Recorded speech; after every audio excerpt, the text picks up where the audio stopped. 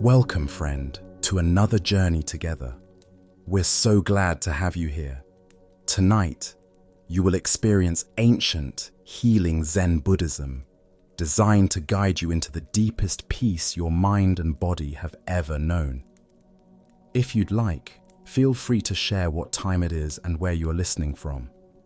I'm going to share an extraordinary collection of Buddha's most profound teachings, woven through timeless Zen stories that hold the power to heal your restless spirit and carry you gently into restorative sleep. Each tale contains ancient wisdom that Buddhist masters have guarded for over 2,000 years, hidden insights about releasing the burdens that keep you awake, dissolving the tensions that grip your heart, and discovering the profound peace that exists beneath all struggle. These aren't simply stories to pass the time. They're carefully selected insights from enlightened teachers who unlocked the deepest secrets of mental healing and emotional freedom. The Buddha once taught, "Peace comes from within. Do not seek it without."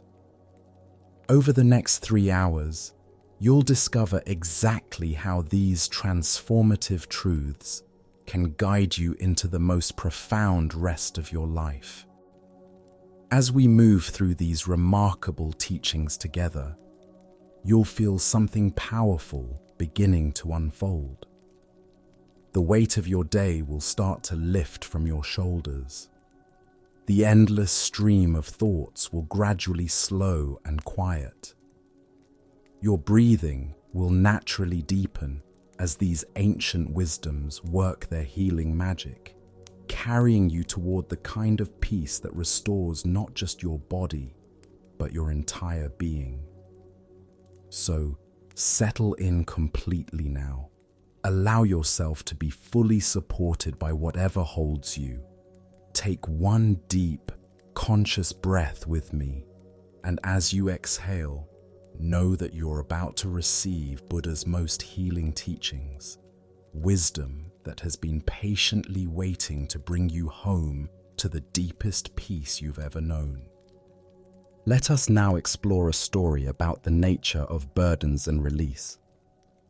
High on the sacred slopes of Mount Wutai lived a hermit who spent his days cultivating a tiny patch of medicinal herbs. His life was dictated by the rising and setting of the sun, the arrival of rain, and the slow, perfect growth of his plants. He rarely spoke, but his presence was a teaching in itself. One sweltering summer morning, a young monk, burdened by his studies and the weight of many responsibilities, sought him out. The monastery below had become overwhelming, filled with endless duties, complex philosophical debates, and the constant pressure to achieve spiritual progress. He climbed the mountain path with heavy steps, his mind churning with questions and his shoulders tight with tension. He found the hermit carefully tending a small herb, gently shaking a single leaf. The morning dew caught the early sunlight, creating tiny prisms of light that danced and shimmered. "Venerable one," the monk inquired, his voice heavy with fatigue, "what do you do here? And how can one bear the immense weight of the world's suffering and one's own shortcomings?" The hermit paused his delicate work, holding up the tiny leaf he had just shaken. On its surface, a single, perfect dewdrop had shimmered before falling to the earth below. "Before I shook it," the hermit spoke, his voice raspy but clear, "the leaf carried the full weight of this dewdrop." He paused, looking directly at the monk. It was not the weight of a stone, nor a mountain, yet, for a small leaf, even a single drop can feel immense, perhaps enough to bend its fragile stem if clung to. He looked back at the now empty surface of the leaf, where tiny droplets of moisture still clung to its edges. Now, it carries nothing. The solution to the burden, young monk, is not to grow stronger to carry more, but to learn the art of allowing the burden to fall moment by moment, like the morning dew. The monk looked at the tiny leaf, then felt something shift in his own shoulders. A subtle release, as if invisible weights were falling away. He understood that the weight was not in the world itself, but in the mind's desperate clinging to what it cannot control. Buddha's wisdom reminds us, you only lose what you cling to. This ancient teaching illuminates the very heart of human suffering. We exhaust ourselves not from life's natural challenges, but from our refusal to let them flow through us like water through cupped hands. Why do we grip so tightly to our burdens? Zen Buddhism points to our deeply conditioned belief that we must carry everything ourselves. We accumulate responsibilities, worries, regrets, and expectations, like a traveler stuffing more and more into an already overflowing backpack. Each additional weight feels necessary, urgent, impossible to release. Consider your own life. How many mental burdens are you carrying right now that serve no practical purpose? The conversation from last week that you replay endlessly, analyzing what you should have said differently, the worry about next month's presentation that keeps you awake at night, the guilt over past mistakes that follows you like a shadow. These are dewdrops that we refuse to let fall, holding them so tightly that they become heavier than mountains. The hermit's teaching reveals a profound truth about the nature of letting go. It's not a dramatic action, but a gentle allowing. Like the morning dew that naturally evaporates with the sunrise, our burdens can dissolve when we stop energizing them with constant attention and resistance. Zen master Shunryu Suzuki taught, each of you is perfect the way you are, and you can use a little improvement. This playful wisdom points to the balance between accepting our current experience while remaining open to change. We don't need to become stronger to handle more burdens. We need to become wiser about which burdens are actually ours to carry. In meditation practice, we learn to observe our thoughts and emotions without immediately claiming ownership of them. A feeling of anxiety arises, but instead of thinking, I am anxious, we might notice anxiety is present. This subtle shift creates space between our essential self and the temporary experiences flowing through our awareness. The dewdrop teaches us about impermanence. Nothing lasts forever, including our most persistent worries and deepest sorrows. When we truly understand this, we can hold our experiences more lightly, knowing they will naturally transform and release when their time comes. The Buddha said, "Nothing can harm you as much as your own thoughts unguarded." Our suffering multiplies not because of external circumstances, but because of how we relate to them internally. When we learn the art of mental release, letting thoughts and emotions flow through us without resistance, we discover a natural lightness that was always available. Tonight, as you prepare for rest, notice what mental dewdrops you might be carrying. Can you gently shake the leaf of your awareness, allowing unnecessary burdens to fall away naturally? Perhaps it's time to release the weight you've been carrying that was never yours to bear. As the Buddha taught, let go or be dragged. In the gentle art of release, we find not emptiness, but the spaciousness to receive life's actual gifts. Our next story reveals the profound wisdom hidden within patient waiting. Young monk Dao Shen had developed a peculiar practice that puzzled everyone in the monastery. Every morning at dawn, he would approach his master's chamber with deliberate steps and bow respectfully. Every morning, his master would look up from his meditation cushion, study the young monk's eager face for a long moment, then wave his hand dismissively and say, "Not today." This ritual continued unchanged for 3 years. The other students began to mock Daoshan behind his back. "Why do you keep asking when you know he'll refuse?" they would whisper in the dining hall. "You're wasting your time. The master clearly has no interest in teaching you." Daoshan would smile peacefully at their criticism. "I'm not collecting answers," he would reply. "I'm collecting refusals." This response only deepened their confusion. What possible value could there be in accumulating rejections? Some thought he had lost his mind. Others believed he was being stubborn to the point of foolishness. But Daoshan continued his daily practice with unwavering consistency, approaching his master each morning with the same respectful bow, receiving the same gentle dismissal, and walking away with apparent contentment. As seasons changed and years passed, something subtle began to shift in Daoshan's presence. His eagerness transformed into patient readiness. His anticipation dissolved into simple presence. He no longer approached his master with questions burning in his mind, but with an empty cup waiting to be filled. On the morning of the 1000th refusal, something extraordinary happened. Daoshan approached his master as usual, but before he could open his mouth to speak, the master looked up and said, "Today I will answer your question."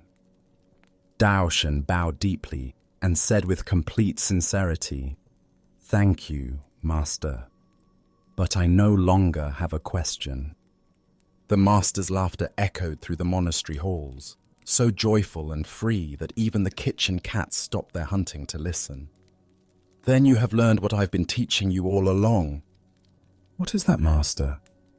The art of holding space for an answer without demanding it arrive.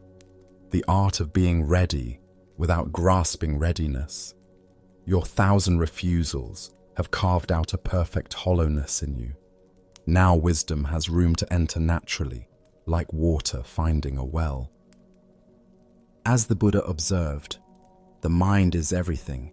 What you think, you become. The deeper teaching here shows us how our relationship to waiting and receptivity shapes our capacity for genuine learning. Why do we struggle so deeply with patient receptivity? Modern life conditions us to expect immediate results. We want instant answers, quick fixes, and rapid progress. This mindset, when applied to spiritual development, creates a fundamental obstacle. Wisdom cannot be forced or demanded. It can only be received when we have created the proper conditions for its arrival. Daoshan's practice reveals the difference between passive waiting and active preparation. He wasn't simply enduring rejection. He was using each refusal as an opportunity to deepen his patience, humility, and openness. With each "not today," he released another layer of expectation and entitlement. Consider how often we approach learning with hidden agendas. We read spiritual books, hoping to find the one insight that will solve all our problems. We attend meditation retreats, expecting dramatic breakthroughs. We seek teachers, anticipating they will hand us ready-made wisdom. This consumer mentality turns us into spiritual shoppers rather than genuine students. The monastery of refusals that Daoshan attended for 3 years taught him something far more valuable than any direct teaching could have provided. He learned to find fulfillment in the process itself, rather than in achieving a particular outcome. He discovered that the quality of our seeking is more important than what we think we're seeking. Zen teacher Suzuki Roshi said, "In the beginner's mind, there are many possibilities, but in the expert's mind, there are few." Dao Shen's 1,000 refusals gradually emptied him of expertise, expectations, and preconceptions, returning him to the fertile ground of beginner's mind. This emptiness is not vacancy, but spaciousness. Like a bowl that can only be filled when it's empty, our minds can only receive genuine wisdom when we've released our assumptions about what that wisdom should look like, or when it should arrive. The Master's final teaching points to a profound paradox. The moment we stop grasping for something is often the moment it becomes available to us. Dao Shen received his answer precisely when he no longer needed to possess it. He had learned to be content with not knowing, which created the perfect conditions for true understanding. The Buddha said, "Three things cannot be long hidden: the sun, the moon, and the truth." Truth reveals itself in its own time, according to its own wisdom. Our job is not to force its arrival, but to maintain the quality of awareness that allows us to recognize it when it appears. Tonight, as you consider the questions that burn most urgently in your heart, can you hold them with patient openness rather than desperate grasping? Perhaps the answer you seek is already forming in the space of your not knowing. As the Buddha taught, drop by drop is the water pot filled.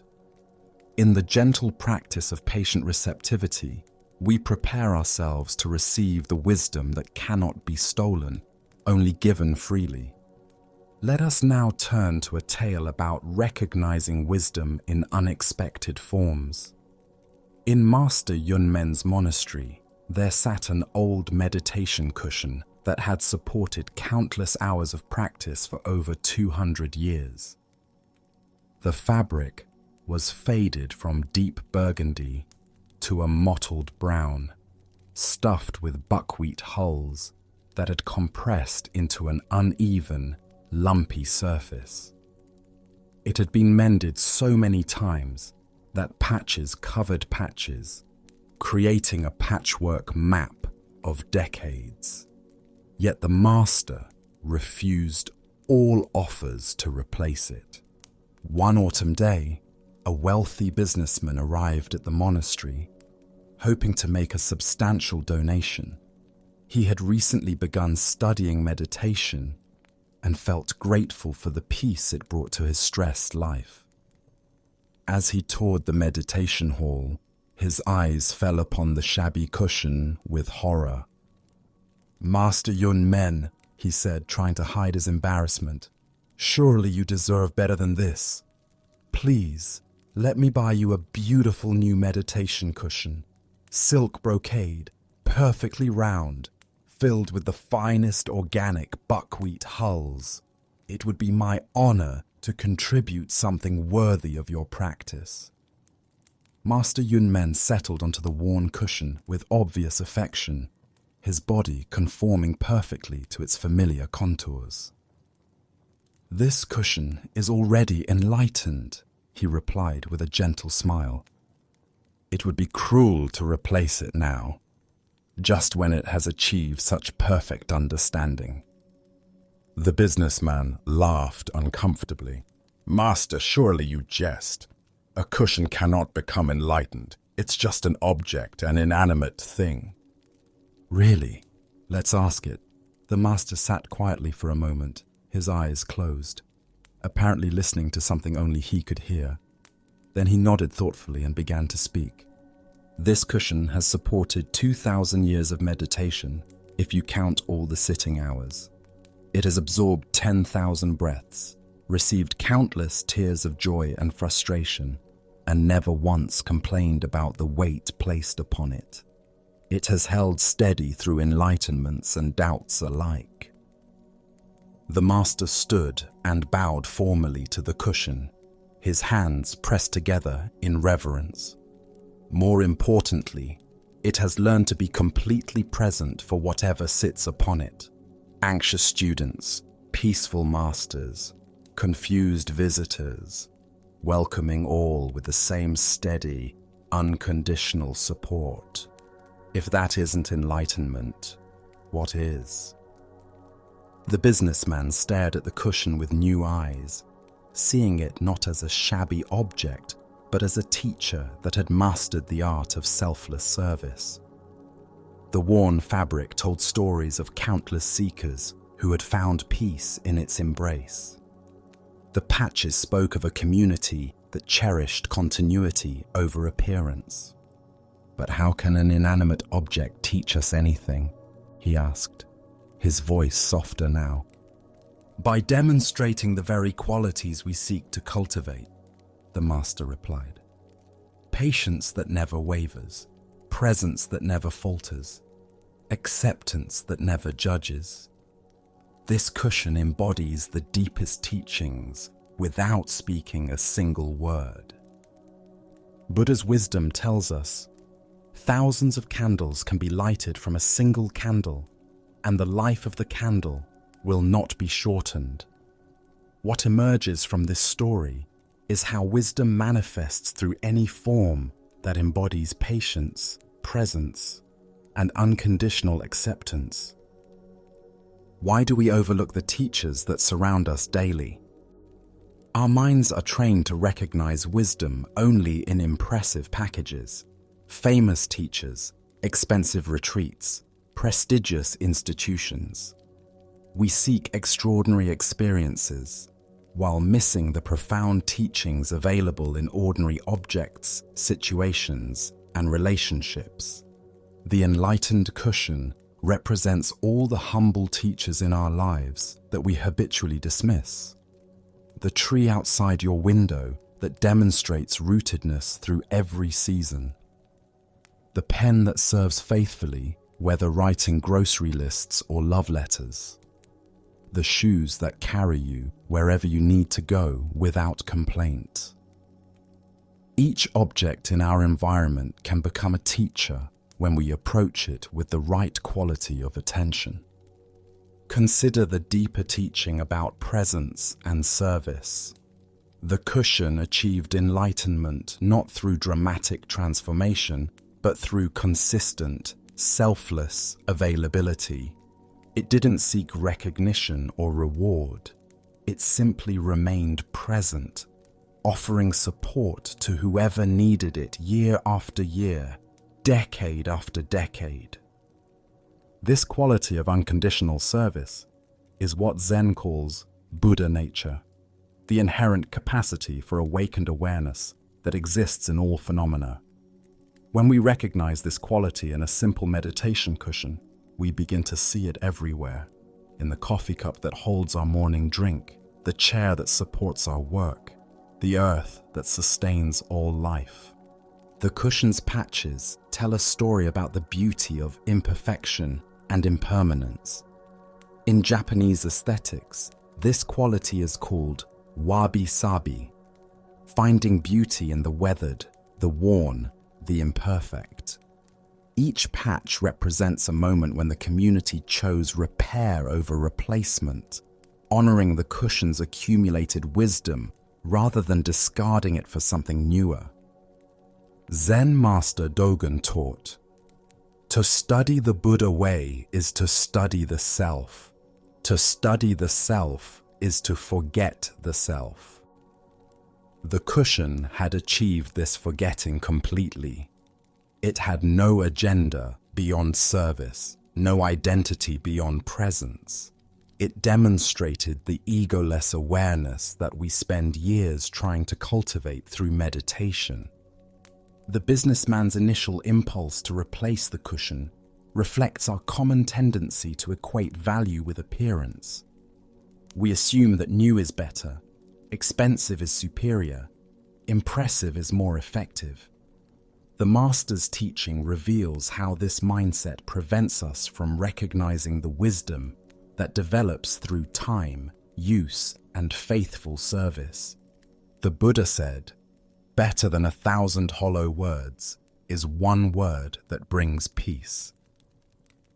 The cushion spoke no words at all, yet its silent teaching about presence, patience, and unconditional support conveyed more wisdom than countless lectures about these qualities. Tonight, as you look around your living space, what humble objects might be offering teachings about presence, service, and acceptance? Perhaps it's time to bow to the teachers who have been supporting your life without seeking recognition. As the Buddha taught, in the sky, there is no distinction of east and west.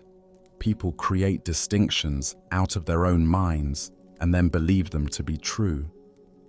When we release our preconceptions about what constitutes a teacher, we discover that wisdom is everywhere, waiting patiently for our recognition. Our next story speaks to the nature of the spiritual path itself through the wisdom of a mountain hermit. There once lived a hermit known as the Cloud Gatherer, who made his home high in the misty mountains, rarely descending to the villages below. He was not famous for grand sermons or dramatic enlightenment experiences, but for his solitary devotion to collecting wild herbs and observing the ever-changing patterns of the sky. His days were spent in simple activities, grinding roots into medicine, watching clouds form and dissolve, listening to the wind carry messages from distant peaks. Many pilgrims attempted the arduous climb to seek his wisdom, following faint trails that seemed to disappear and reappear like thoughts in meditation. The path was treacherous, marked by loose stones and sudden weather changes, but those who persevered often found the hermit engaged in the most ordinary tasks. One blustery afternoon, a determined scholar reached the hermit's modest shelter, exhausted but eager after 3 days of difficult climbing. His robes were torn from thorns, his feet blistered from the rocky path, but his mind burned with spiritual ambition. "Master," he panted, steadying himself against a weathered pine tree. "I have followed the faint trail for days, sleeping on cold ground and eating only the dried fruit I carried. I seek the path to enlightenment. Where does it lead? What must I do to find the true way?" The Cloud Gatherer, who was meticulously sifting dried tea leaves in a wooden bowl, looked up slowly. Mountain mist swirled around them both, creating and dissolving shapes in the thin air. He gestured vaguely toward the winding, barely discernible path the scholar had just climbed. "It leads precisely from where you thought you began, and precisely to where you now stand," he said, his voice as soft as the wind through pine needles. The scholar frowned deeply, his expectations of profound revelation crashing against this simple statement. "But this is merely the physical trail," he protested, gesturing back down the mountain. "I mean the real path, the spiritual journey you have taken. Surely there's a map, a set of practices, a secret teaching that leads to awakening." The Cloud Gatherer smiled, a serene expression that seemed to mirror the vast sky above them. The cloud leaves no track in the sky, yet it moves and transforms the entire landscape below. The dewdrop, once fallen, leaves no trace on the leaf, yet it nourishes the plant's deepest roots. He paused, watching a cloud pass through the space between them, temporarily obscuring and then revealing the distant peaks. The path of true understanding is not the one you follow with your feet, but the one that disappears behind you, leaving only the present moment, fully inhabited. Each step erases itself, each breath begins fresh, each moment offers the complete teaching. The scholar stood in the swirling mist, his mental maps and spiritual plans suddenly seeming irrelevant. He had climbed the mountain seeking a destination, only to discover that the seeking itself was the path, and the path was dissolving even as he walked it. As the Buddha taught, there is no way to happiness. Happiness is the way. The heart of this lesson lies in our fundamental misunderstanding about spiritual development and life itself. Why do we constantly seek the path, rather than recognizing we're already on it? The mind creates elaborate stories about spiritual progress, levels to achieve, stages to pass through, destinations to reach. These mental constructs provide a sense of purpose and direction, but they also create the illusion that fulfillment exists somewhere other than here, in some future moment of attainment. The cloud gatherer's teaching points to the paradox of the pathless path. Every genuine spiritual tradition eventually arrives at this understanding. The goal of the journey is to realize there was never anywhere to go, not because the journey is meaningless, but because the seeker and the sought are not separate. The path and the destination are one. Consider how this applies to your daily experience. You're constantly traveling from this moment to the next, yet you never actually arrive anywhere except here. You're always moving from this breath to the next, yet you're never breathing anywhere except now. The spiritual path operates according to the same logic. It's a journey without distance to a destination that was never absent. The metaphor of the cloud that leaves no track reveals the nature of mindful living. Each moment arises, is fully experienced, and dissolves without trace. This isn't passive resignation, but active engagement with impermanence. When we stop trying to preserve experiences or accumulate spiritual achievements, we discover the freedom of traveling light. Zen teacher Alan Watts wrote, "The point is not to get anywhere, but to be where you are and enjoy it."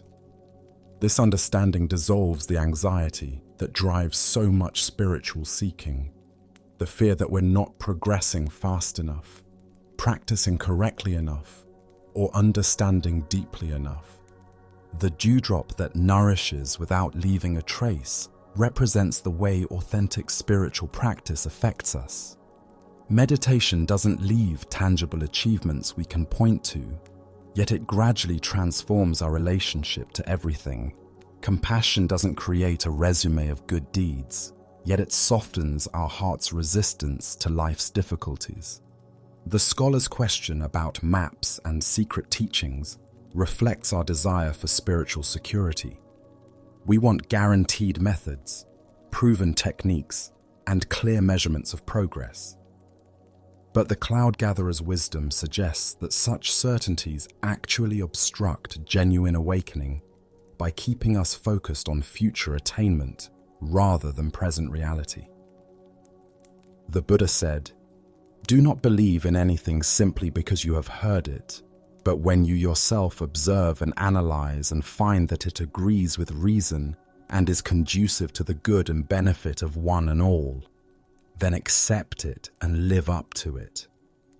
This teaching invites us to test spiritual concepts against our direct experience, rather than accepting them as abstract truths. The path that disappears behind us means we can't rely on past spiritual experiences to validate our current understanding. Each moment requires fresh attention, beginner's mind, and willingness to not know. Yesterday's insights become today's limitations if we cling to them as permanent achievements.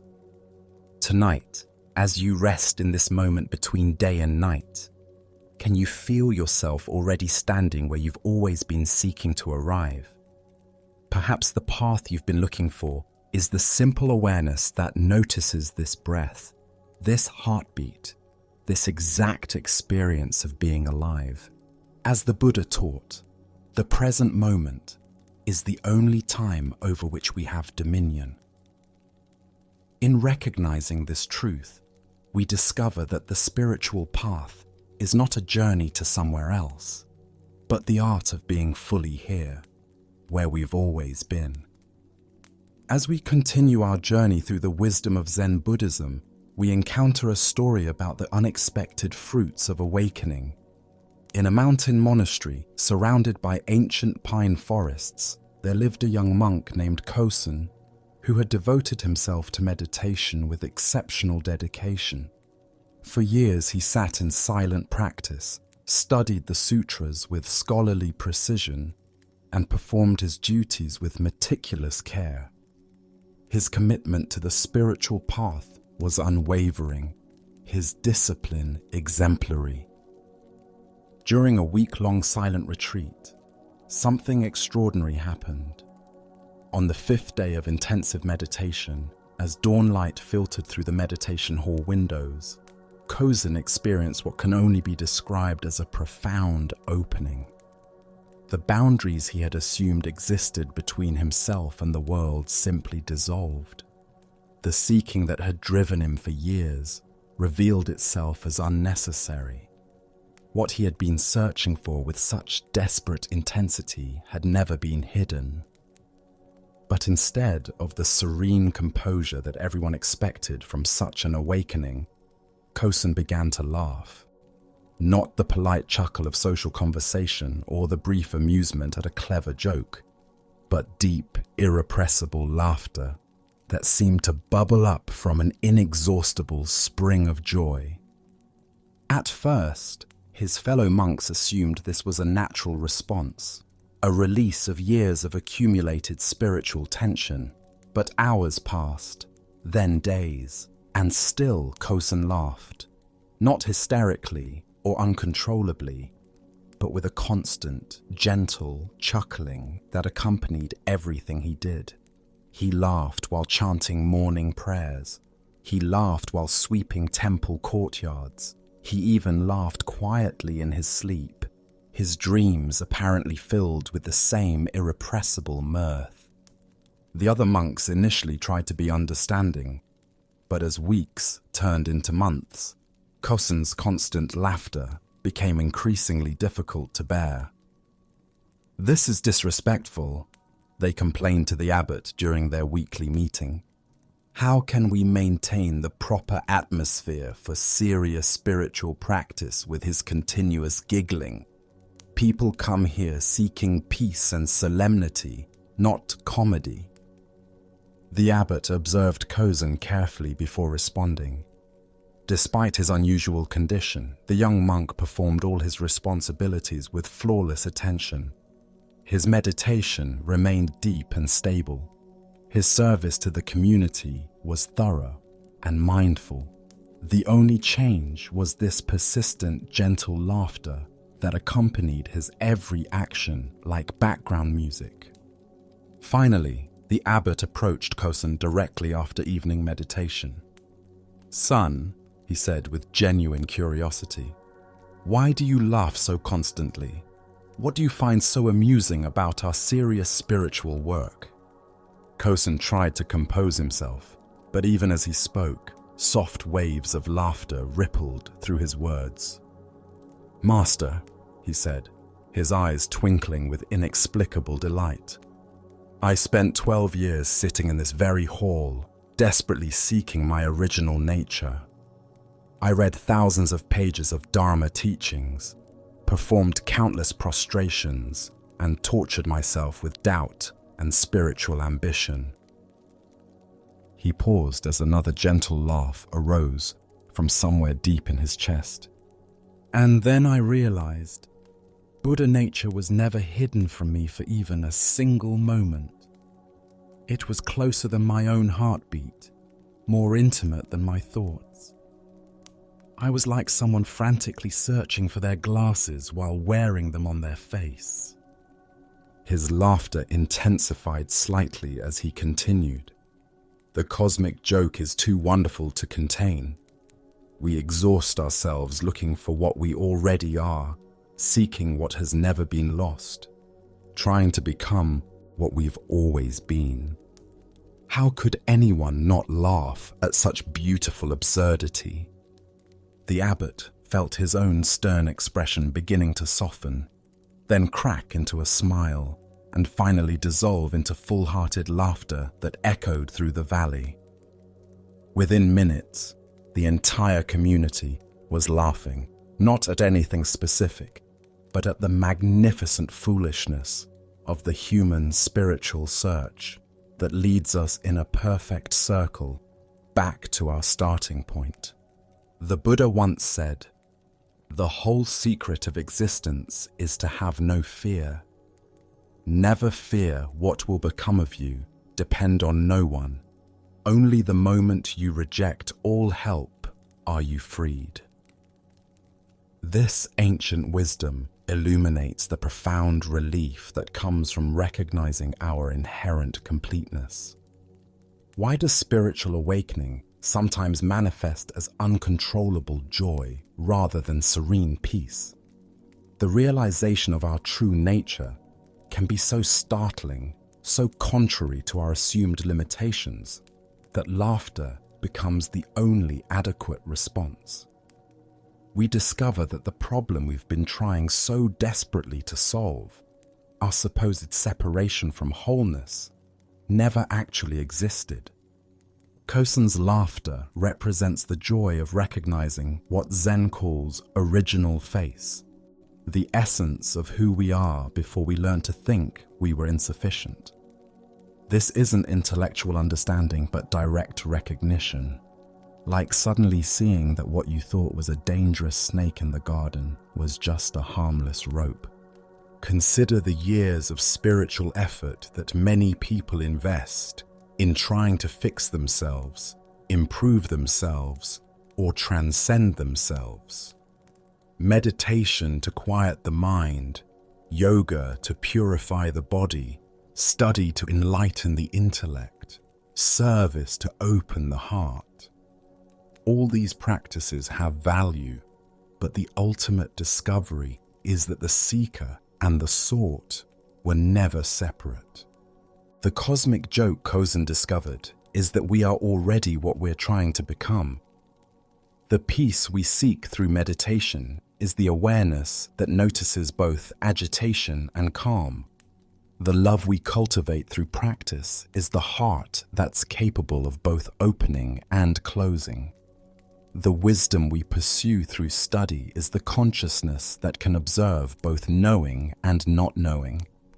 This doesn't invalidate spiritual practice any more than recognizing you're already wearing your glasses invalidates the search for them. The search leads to the recognition, even if the recognition reveals the search was based on a misunderstanding. Every step of the path contributes to the moment of seeing that there was nowhere to go. Zen Master Huang Po taught, "Your everyday mind, that is the way." This points to the ordinariness of awakening. It's not a special state achieved by special people after special efforts, but the recognition of what's already naturally present. The breath breathing, the heart beating, awareness aware. These aren't spiritual achievements, but simple facts of existence. Kosen's laughter also reveals the relief of dropping the burden of self-improvement. When we recognize our inherent wholeness, we can finally stop the exhausting project of trying to fix ourselves. This doesn't lead to complacency, but to authentic engagement with life from a place of sufficiency rather than lack. The Buddha said, "Look within, you are the Buddha."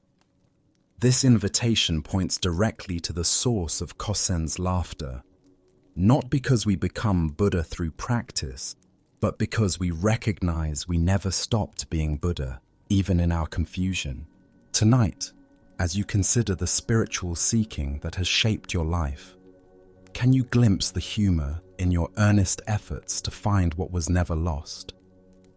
Perhaps there's relief available in recognizing that you don't need to become worthy of peace, love, or freedom. You already are the awareness in which all experiences arise and pass away. As the Buddha taught, peace comes from within. Do not seek it without. In this recognition, we might find ourselves joining Kosen's gentle, inexhaustible laughter at the beautiful joke of being exactly what we've always been seeking. Now, let us explore a story about the sacred nature of ordinary moments through the wisdom of a great master. Master Huang Po was renowned throughout ancient China for his profound teachings and his fierce method of cutting through spiritual delusion. Students would travel for months across dangerous mountain passes and rushing rivers just to receive a single word of instruction from him. His reputation preceded him into every village and monastery, spoken of in whispers as one who could shatter years of confusion with a single, perfectly aimed phrase. One such student, after a journey of many weeks, finally gained the precious opportunity for a private audience. He had prepared extensively for this moment, memorizing classical questions about the nature of mind, the meaning of the ancient sutras, and the direct path to enlightenment. His heart raced with anticipation as he approached the master's simple chamber. "Master Huang Po," he began with formal reverence, bowing deeply before the great teacher. "I have traveled far and endured many hardships to reach you. I have come seeking the deepest teachings of Zen, the most profound wisdom you possess. Please share with me the secret transmission that will liberate me from suffering." The master looked at him with eyes that seemed tired despite their clarity, as if he had seen this same eager seeking countless times before. "I'm sorry," he said with genuine apologetic tone, "but today is my day off." The student was speechless with shock. His carefully prepared questions dissolved into confusion. "Day off?" he finally managed to stammer. "But master, surely awakened beings don't need rest. Surely the Dharma is always flowing, always available. How can enlightenment take a holiday?" Instead of answering with philosophical discourse, Huang Po simply smiled and gestured for the bewildered student to follow him. Rather than proceeding to the meditation hall where formal teachings occurred, or to his study where sacred texts were discussed, they walked to the humble kitchen behind the main building. There, surrounded by simple clay pots and wooden utensils, Master Huang Po rolled up his sleeves and began washing dishes from the morning meal. His movements were unhurried and natural, each gesture flowing seamlessly into the next. He picked up a rice bowl, examined it with the same attention he might give to a profound sutra, and began cleaning it with gentle, circular motions.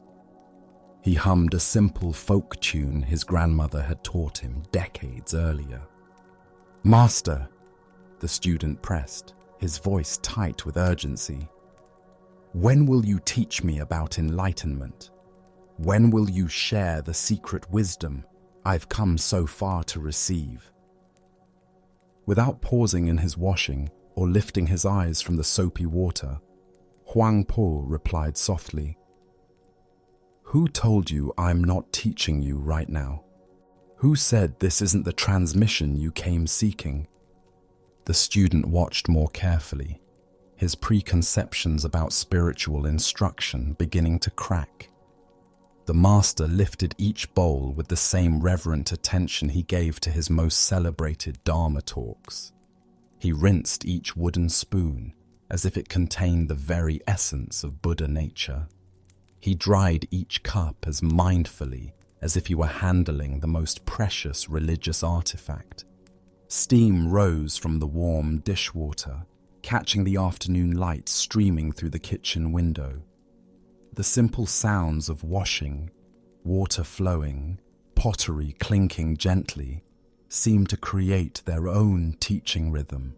Huangpo's movements embodied a quality of presence that the student had never witnessed during formal meditation periods. "There is no such thing as a day off from awakening," the master said without looking up from his work. "But there is also no such thing as a special day for awakening." This exact moment, feeling tired after teaching, washing leftover rice from ceramic bowls, breathing in the steam rising from dishwater, this is the most profound teaching available. He held up a simple cup, examining it in the light before setting it carefully on the drying rack. "If you cannot find Buddha nature in dishwater and leftover breakfast, you will never find it in a monastery or sacred text. If this ordinary moment is not perfect as it is, no amount of spiritual practice will make any other moment acceptable." Buddha's wisdom reminds us, there are only two mistakes one can make along the road to truth: not going all the way and not starting. Here we discover that the spiritual path is not separate from daily life, but is daily life, met with complete presence and appreciation. Why do we create such sharp divisions between ordinary activities and spiritual practice? Our minds are conditioned to believe that awakening requires special circumstances, elevated states, or extraordinary experiences. We imagine that enlightenment happens in meditation halls, not kitchens, through profound realizations, not simple tasks, during retreats, not regular Tuesday afternoons. Huangpo's teaching reveals the democracy of awakening. Consciousness is equally present whether we're contemplating the deepest philosophical questions or scrubbing yesterday's rice from a ceramic bowl. The quality of awareness we bring to washing dishes is identical to the awareness available during the most elevated spiritual experiences. Consider how this understanding might transform your relationship to routine activities. Washing your own dishes becomes an opportunity to practice the same presence that mystics cultivate in caves.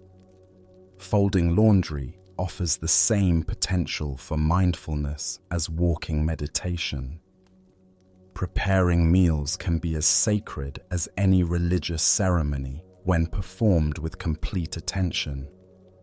The student's expectation of receiving secret teachings points to a common misunderstanding about wisdom transmission. We imagine that enlightenment involves receiving hidden knowledge or special techniques known only to advanced practitioners. But Huangpo demonstrates that the most profound teachings are completely visible and available in every moment. This doesn't diminish the value of formal spiritual practice, any more than recognizing the nutrition in simple food diminishes the art of cooking. Meditation, study, and contemplation create the conditions for recognizing what was always present. They train our attention to notice the extraordinary nature of ordinary experience. Zen Master Dogen taught, "Time is not separate from you, and as you are present, time does not go away." Huangpo's dishwashing embodies this understanding. He doesn't wash dishes to get them clean so he can move on to more important activities. He washes dishes because washing dishes is what this moment offers, and this moment is the only place where life and awakening actually occurs. The master's humming while he works reveals another dimension of spiritual maturity.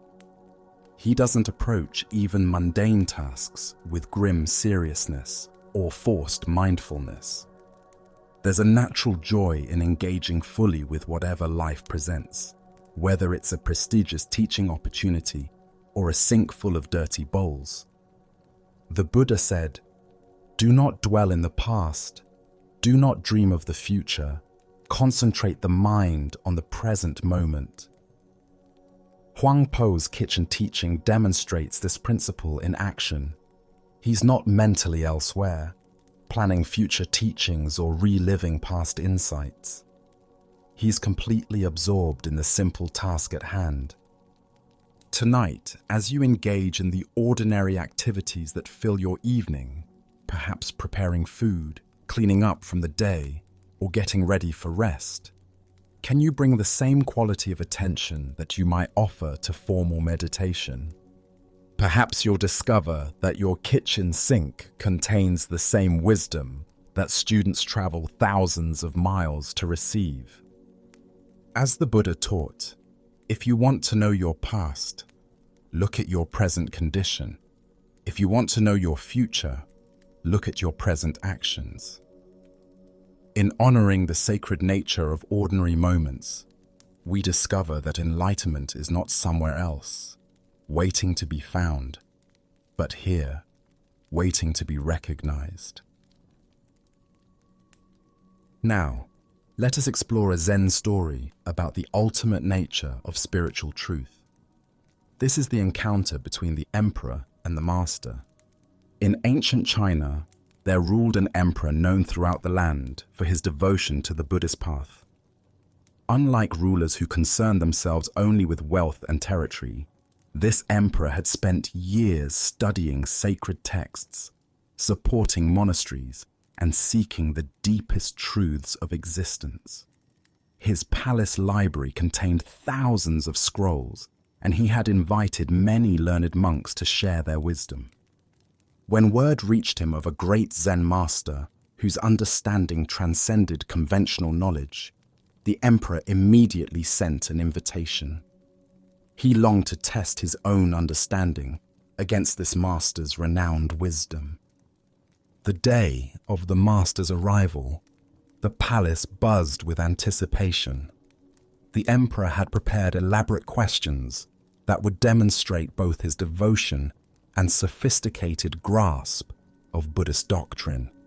Surely such preparation would impress even the most accomplished teacher. When the master entered the throne room, he appeared utterly ordinary. His robes were simple and travel-worn, his bearing humble, yet alert.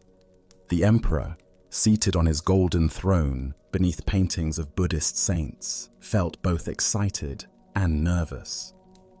"Venerable Master," the emperor began, his voice echoing through the vast hall decorated with precious statues and sacred symbols.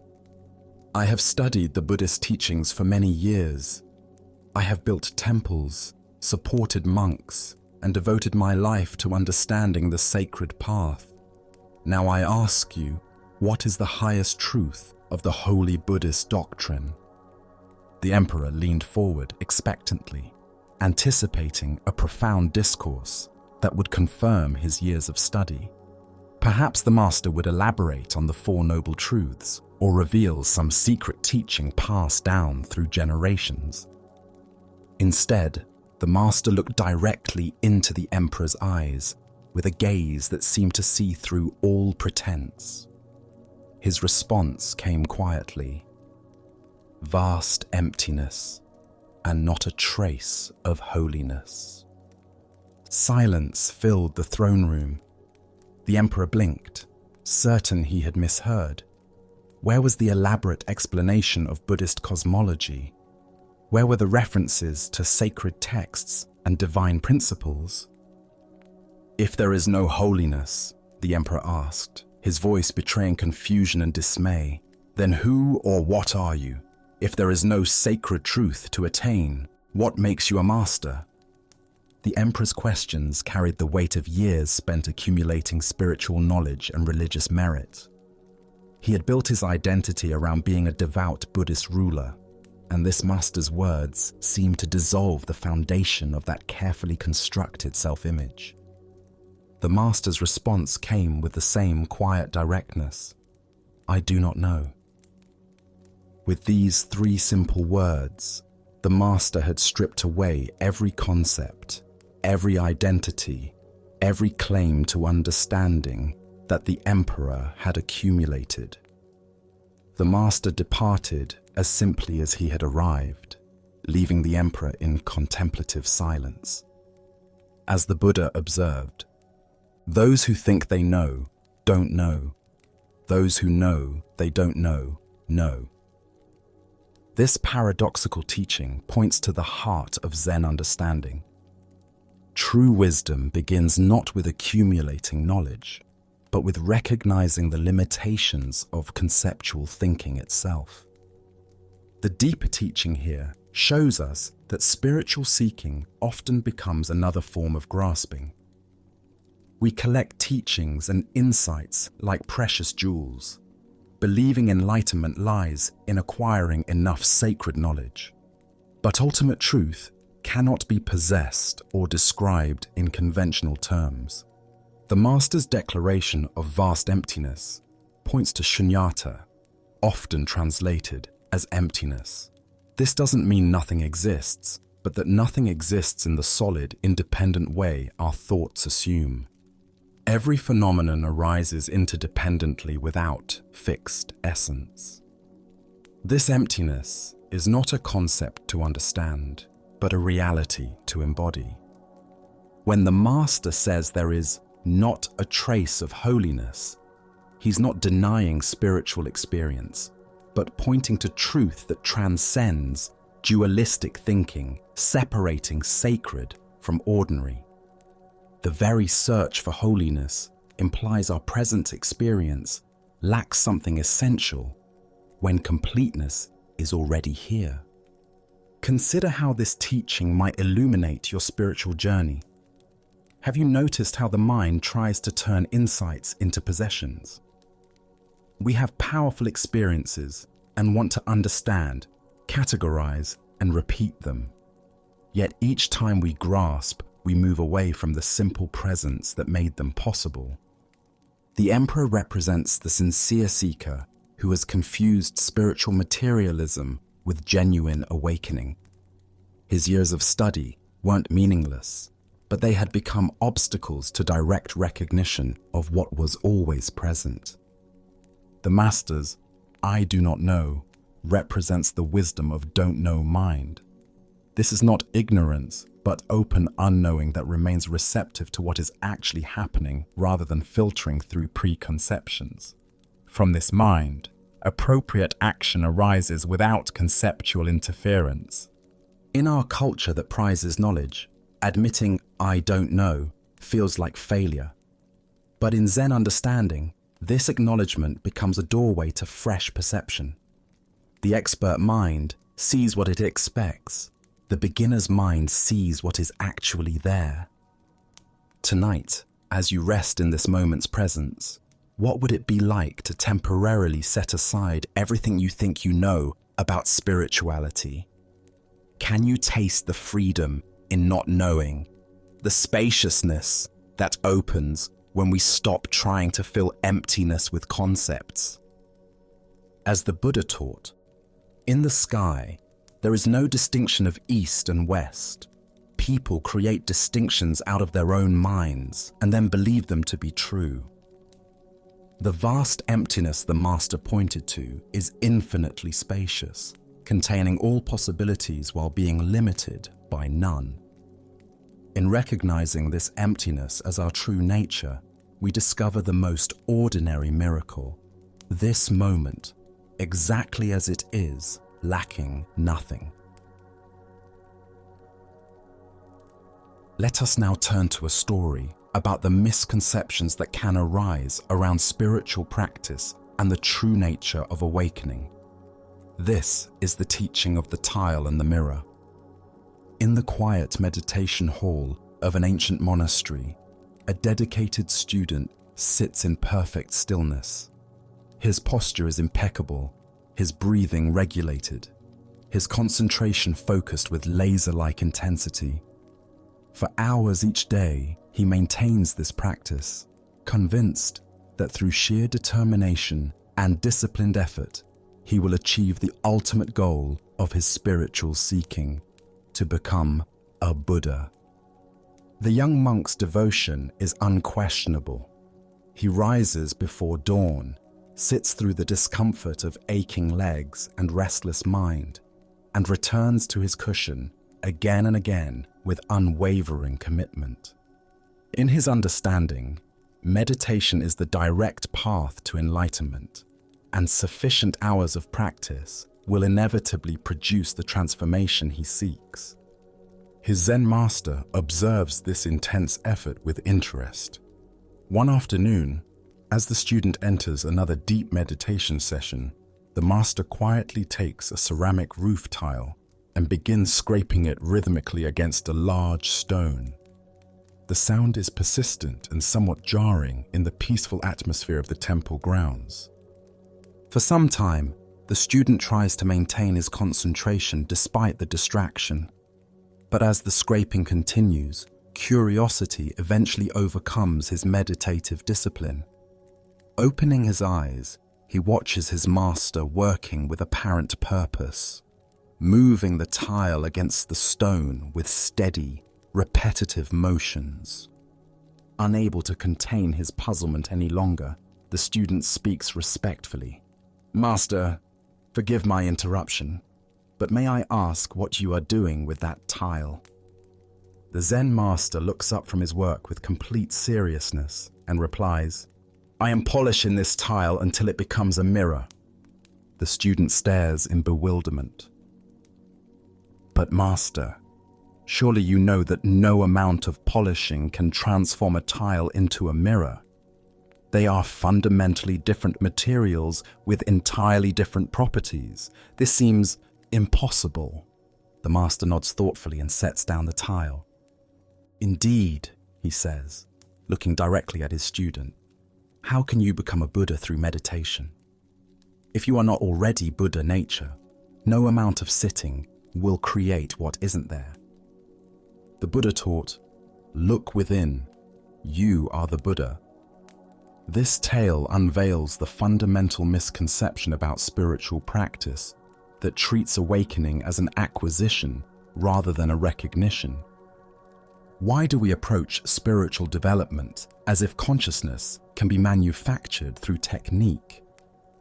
Buddhist psychology explains that this gaining mind reflects our deepest conditioning about how things work in the material world. We assume that sufficient effort applied to spiritual practices will produce enlightenment, just as sufficient study produces knowledge or sufficient training produces skills. This mechanical approach to awakening creates what Zen calls practice enlightenment confusion. We imagine that meditation, like polishing, will gradually transform our ordinary consciousness into something extraordinary. The harder we polish, the more enlightened we should become. The longer we sit, the closer we should move towards some future attainment. The master's demonstration reveals the absurdity of this approach. A tile's essential nature cannot be changed through external action, only its surface appearance.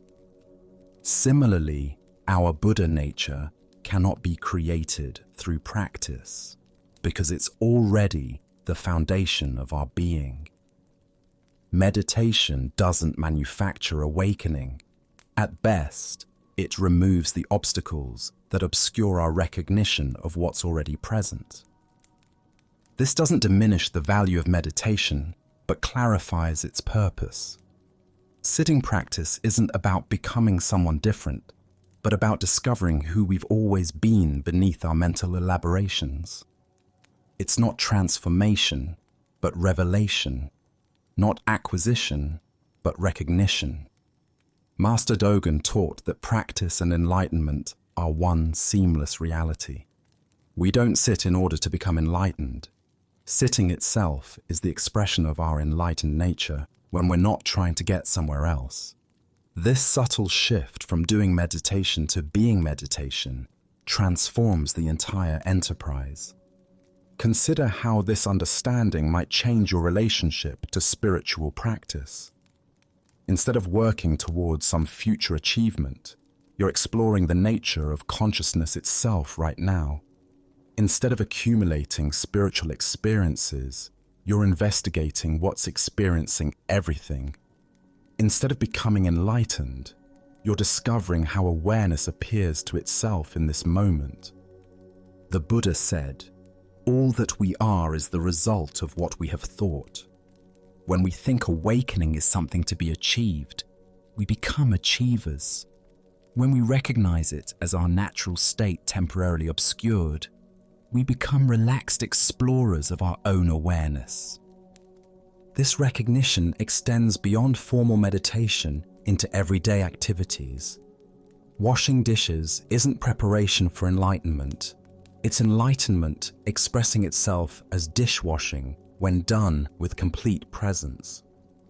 Working, walking, talking, and resting all become opportunities for awareness to recognize itself, rather than stepping stones towards some distant realization.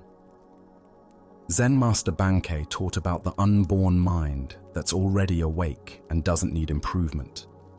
When you're angry, he would say, anger is being angry. When you're peaceful, peace is being peaceful. The unborn awareness that knows these states never becomes any of them and needs no fixing. The student in our story represents everyone who has confused spiritual effort with spiritual attainment. His dedication was admirable, but his understanding created unnecessarily complicated relationships with natural awareness. Enlightenment isn't earned through accumulated sitting time, but recognized through clear seeing. This doesn't encourage spiritual laziness, but points toward effortless effort. The kind of practice that emerges when we stop trying to get somewhere and start exploring where we already are. Paradoxically, this often leads to deeper and more consistent engagement with formal practice. The tile polishing also represents any spiritual technique that emphasizes gradual development over direct recognition. While practices can be beneficial for developing stability and concentration, they become obstacles when treated as enlightenment manufacturing processes. Tonight, as you settle into whatever forms of spiritual practice call to you, can you experiment with the difference between doing practice and being practice? Perhaps you'll discover that the very awareness you're trying to develop through technique is already timelessly present, simply waiting to be noticed. As the Buddha observed, peace comes from within. Do not seek it without. The peace you seek through polishing tiles is already the nature of the awareness that seeks it. Now, let us turn to a tale about the danger of expectations and the wisdom that often arrives in the most unexpected forms. This is the new abbot. The monks of Shofukuji Temple had received exciting news. Their new abbot was finally arriving.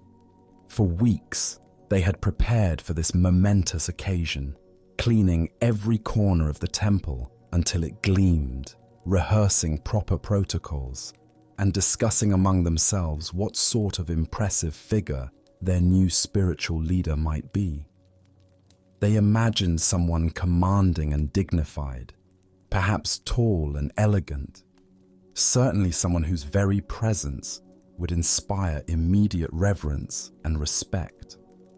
On the appointed day, the entire community assembled on the outskirts of Hakata to properly greet their distinguished new teacher. They arranged themselves in formal lines along the main road, their freshly cleaned robes neat and orderly, their minds filled with anticipation about the wisdom and authority that would soon guide their community. They waited as the afternoon sun moved across the sky. Hours passed, and still no figure matching their expectations appeared on the road. Various travelers passed by, merchants with their goods, families returning from market, officials on horseback. but none resembled the eminent Zen master they expected to encounter. As the day grew longer and their vigil continued, the monks began to grow restless and confused. Where was their new abbot? Had there been some mistake about the timing?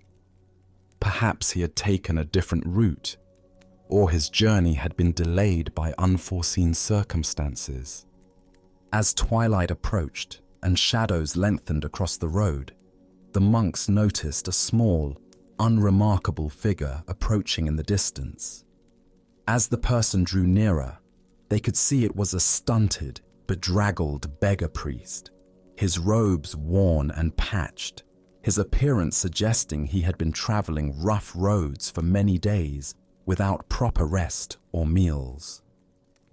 His stature was unimpressive, his demeanor humble to the point of seeming almost apologetic. This ragged figure certainly didn't match their image of a distinguished abbot, but the monks' curiosity was piqued. Perhaps this wandering priest had encountered their expected teacher along the road and could provide information about his whereabouts or estimated arrival time. "Hey, you there!" they called out to the bedraggled monk as he passed slowly along the main road in the gathering dusk. "On your journey here, did you happen to meet an eminent priest called Master Sengai? We're waiting for him. He's supposed to be our new abbot." The shabby figure paused in his walking, remaining silent for a long moment as he regarded the assembled monks with eyes that seemed to hold depths they hadn't initially noticed. Then, with quiet simplicity, he replied, "Sengai, yes, that's me."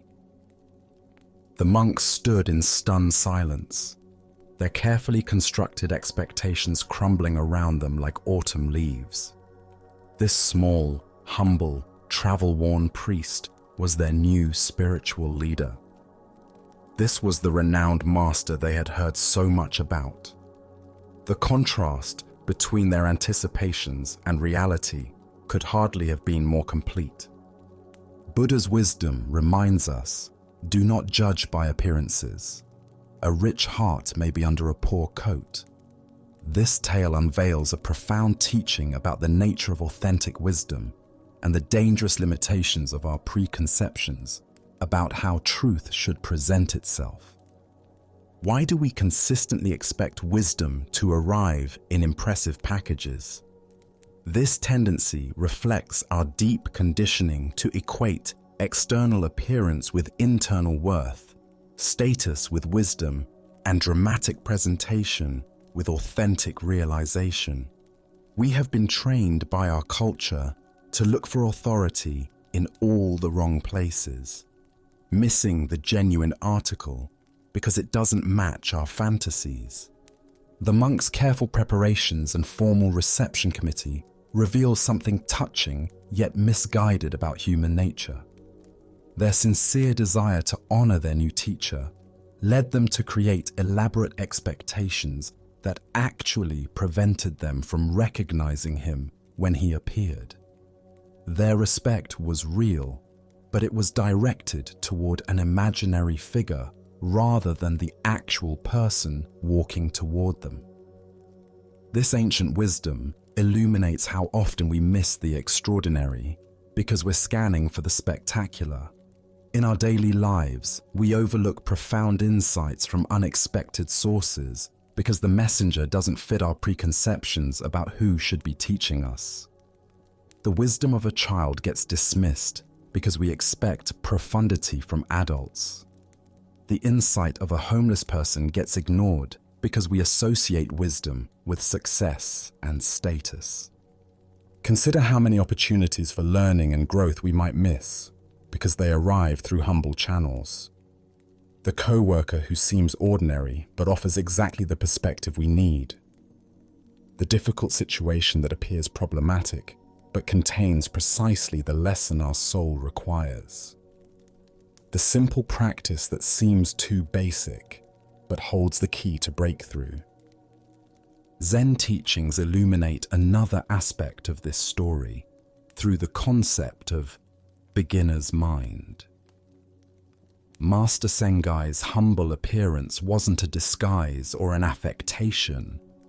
It reflected his genuine lack of attachment to impressive presentations and social status. True wisdom often travels light, unencumbered by the heavy baggage of reputation and expectation. The monk's shock upon learning their bedraggled traveler's identity points to a fundamental misunderstanding about the relationship between realization and appearance. We imagine that enlightened people should look enlightened, that wise teachers should present themselves in ways that immediately command respect and recognition. But authentic spiritual development often moves in the opposite direction, towards simplicity, humility, and freedom from the need to impress others. This story also reveals our tendency to create elaborate preparations for experiences we think we want, while remaining unprepared for what actually shows up. The monks had everything ready for their imaginary, impressive abbot, but were completely unprepared to recognize their actual teacher. How often do we miss life's real gifts because we're focused on receiving different gifts that match our expectations better? We also find ourselves confronted by questions about the nature of spiritual authority. What makes someone qualified to teach or lead? Is it their appearance, their credentials, their ability to meet our preconceptions, or something else entirely? Master Sengai's quiet, "Yes, that's me," carried more authentic authority than any dramatic entrance could have provided. Beyond this, there emerges a teaching about the humility that often accompanies genuine wisdom. Notice that Master Sengai didn't arrive with fanfare or make any effort to prepare the monks for his appearance. He simply appeared as he was, allowing their expectations to be naturally corrected by reality rather than trying to manage their perceptions. The story points us toward understanding the difference between the authority we project onto others based on externals and the authority that emerges from direct realization. True spiritual teaching doesn't depend on impressive presentations or meeting social expectations. It arises from authentic understanding and expresses itself through genuine presence rather than performance. Tonight, as you consider your own expectations about how wisdom, opportunity, or guidance should present itself in your life, can you notice where you might be missing authentic gifts because they arrive in humble packages? What would it mean to remain open to teachers and teachings that don't match your preconceptions about how truth should appear? As the Buddha taught, 3 things cannot be long hidden: the sun, the moon, and the truth. Authentic wisdom reveals itself through presence and understanding rather than external presentation, inviting us to develop eyes that can recognize the extraordinary within the ordinary, the profound within the simple. Let us now turn to a story about the nature of identity and the mystery of consciousness itself. This is the tale of Chuang-Tzu and the butterfly. The ancient Taoist sage Chuang-Tzu lived simply, spending his days in quiet contemplation of the natural world and the deeper mysteries of existence. He was known for his profound insights into the nature of reality and his ability to see beyond the surface appearances that convince most people they understand the world around them. One afternoon, after a morning of walking through bamboo groves and observing the play of light on water, Chuang-Tzu lay down beneath a flowering tree to rest. The gentle warmth of the sun, the soft sound of wind through leaves, and the fragrance of spring blossoms created the perfect conditions for deep relaxation. As he settled into this peaceful state, his consciousness gradually shifted from ordinary waking awareness into the mysterious realm of dreams. In his dream, something extraordinary occurred. Chuangzi found himself transformed into a beautiful butterfly, his human form completely forgotten. He fluttered gracefully from flower to flower, his delicate wings catching the sunlight as he moved through a world of pure color and sensation. There was no memory of being a philosopher, no awareness of human concerns or intellectual pursuits. He was simply and completely a butterfly, experiencing the world through compound eyes, navigating by instinct, living entirely in the present moment of flight and discovery. The butterfly that was Chuangzi felt utterly free, unburdened by the heavy thoughts and complex worries that typically occupy human consciousness. There was only the joy of movement, the sweetness of nectar, the warm touch of sun on delicate wings. This wasn't a dream about being a butterfly while knowing he was really a man. It was the complete experience of butterfly existence, with no trace of human identity remaining. Then, as suddenly as the transformation had occurred, Chuangzi awakened.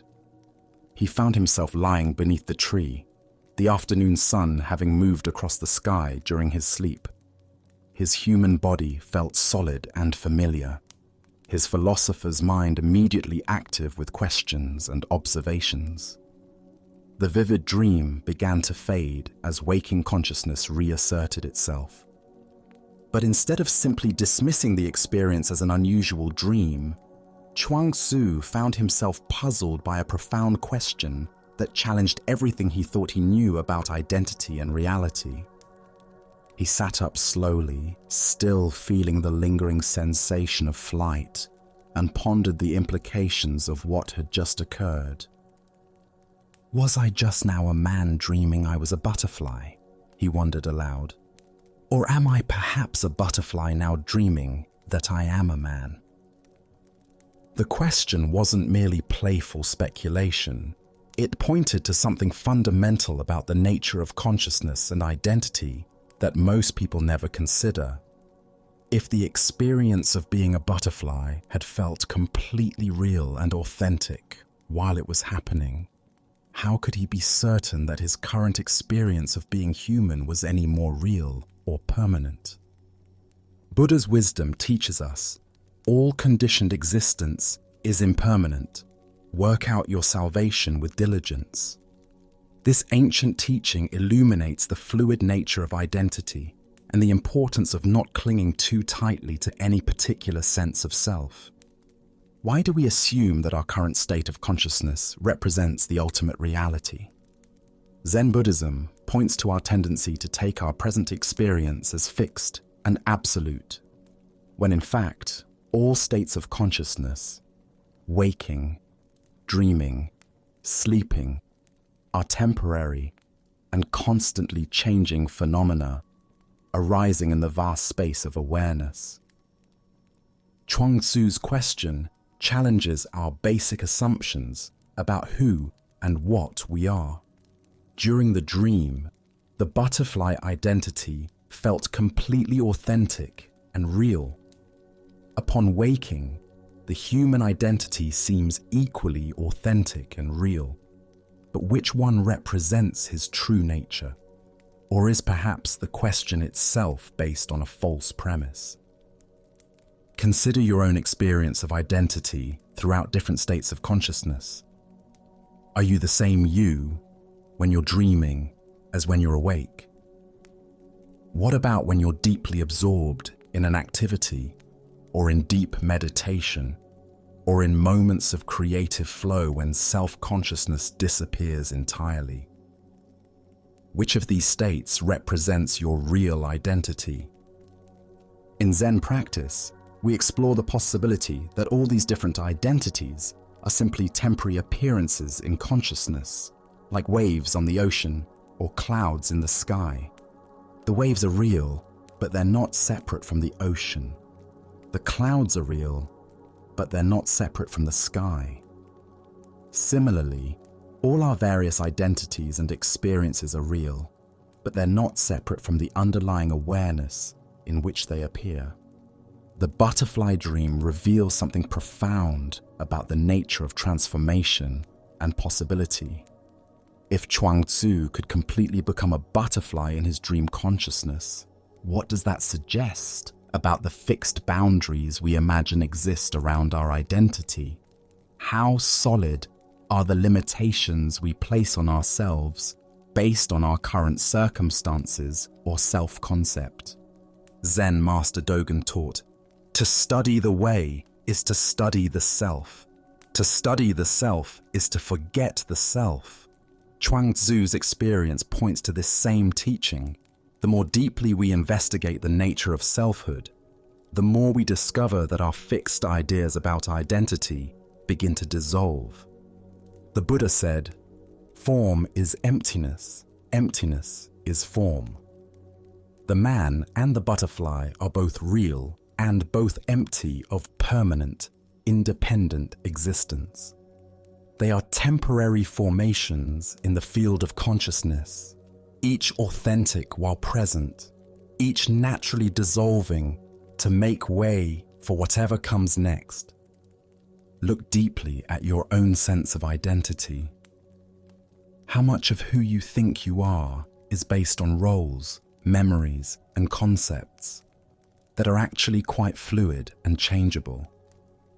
What would remain if you let go of your attachment to being any particular type of person? Tonight, as you move between waking consciousness and the dream state, can you remember Chuang-Tzu's profound question? Can you hold your identity lightly, recognizing that whether you're experiencing yourself as human or butterfly, worker or dreamer, the awareness in which all these experiences arise remains constant and unbound? As the Buddha observed, everything is impermanent. Strive on with awareness. The man dreams of being a butterfly. The butterfly dreams of being a man. But the dreaming itself, the pure capacity for experience, remains as vast and free as the sky, untouched by whatever temporary forms dance within it. Now, let us explore a Zen story about the unexpected power that emerges from true humility. This is the tale of the monk whose greatest strength lay hidden beneath apparent weakness. Busugai was born into a family of renowned warriors, inheriting not only their fierce courage, but also their formidable physical power. Despite entering Buddhist orders at the tender age of 12, he never abandoned his martial training. Under monastic robes beat the heart of a fighter who had mastered archery, horsemanship, and every traditional combat art. His strength was legendary. It was said he could punch a hole through almost anything. The monks at his temple called him the monk with punching power, though few outside the monastery knew of his extraordinary abilities. During the turbulent mid-19th century, Japan was convulsed by civil unrest as old orders crumbled and new powers emerged. Into this chaos came a warrior band known as the New Elite, ambitious fighters who had come to Kyoto hoping to seize power in the changing political landscape. These men were crude, arrogant, and violent, terrorizing ordinary townspeople with their swagger and their swords. They considered themselves above both law and courtesy, taking what they wanted and harming anyone who opposed them. One afternoon, Butsugai was walking quietly through Kyoto's streets when the sound of clashing bamboo practice swords drew his attention. Following the noise, he found himself outside the New Elite's quarters, watching through a window as the warriors trained. His monk's curiosity about martial technique overcame his usual discretion. and he lingered to observe their methods. Several warriors noticed the raggedly dressed monk peering in at them. Angered by what they saw as spying, they stormed outside and surrounded him aggressively. "What do you think you're doing here?" they demanded. "Who gave you permission to watch our training?" Butsugai bowed humbly, his voice soft with apology. "Please forgive me, honored warriors. I am only a simple monk who has just come down from the mountains. I heard sounds of training and was curious. I meant no offense." The warriors exchanged knowing glances, seeing an opportunity for cruel entertainment. "Anyone who spies on our training must know something about martial arts," they declared with menacing grins. "We insist that you demonstrate your skills. Come inside and face us." Despite his protests, Butsugai could not refuse without seeming cowardly. Reluctantly, he followed them into their training hall, where eager warriors began taking up bamboo swords to test this apparently helpless monk. What happened next astonished everyone present. Without showing the slightest alarm or aggression, Butsugai took his iron ceremonial scepter, a ritual object no one would have considered threatening, and began defending himself. Each warrior who attacked found his bamboo sword smashed to pieces by the monk's precise, effortless movements. One after another they came, and one after another their weapons were destroyed. Within minutes, several dozen elite fighters had been overcome by a single ragged monk who seemed barely to be trying. The sound of combat drew the attention of Kondo Isamu, the leader of the new elite, and a warrior of fearsome reputation.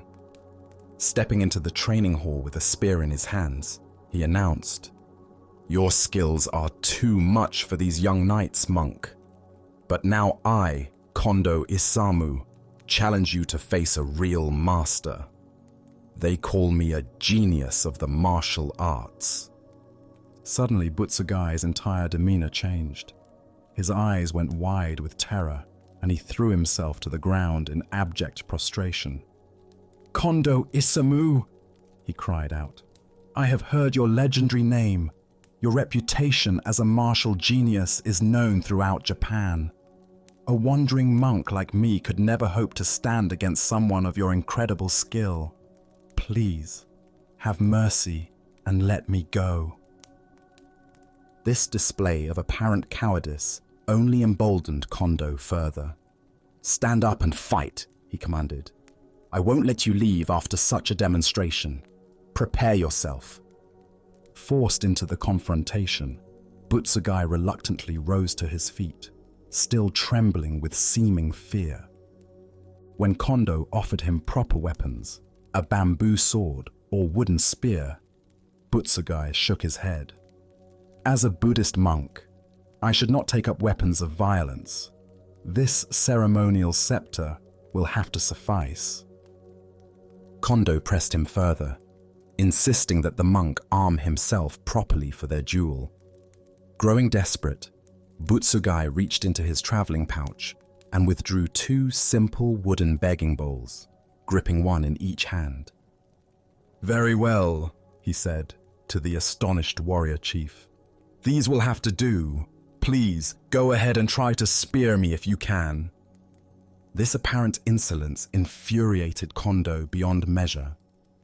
Here was a trembling monk claiming he could defend himself against a master spearman using nothing but eating bowls. The warrior's face flushed with rage as he gripped his weapon, determined to end this mockery with a single devastating thrust that would shatter the monk's ribs. For nearly half an hour, Kondo stood motionless, his spear poised, studying his opponent with unblinking intensity. He was looking for the perfect opening, the moment of vulnerability that would allow him to strike with overwhelming force. But somehow, no matter how carefully he observed, he could find no gap in the monk's unusual defense. Finally, convinced he had spotted his opportunity, Kondo unleashed every ounce of power and rage he possessed, in one tremendous spear thrust aimed directly at Butsugai's chest. The attack came with the speed of lightning and the force of a mountain avalanche. But Butsugai moved with even greater speed and impossible agility. Slipping the attack by mere inches, he immediately caught the spear shaft between his two wooden bowls, clamping it in a grip so powerful that it became absolutely immovable.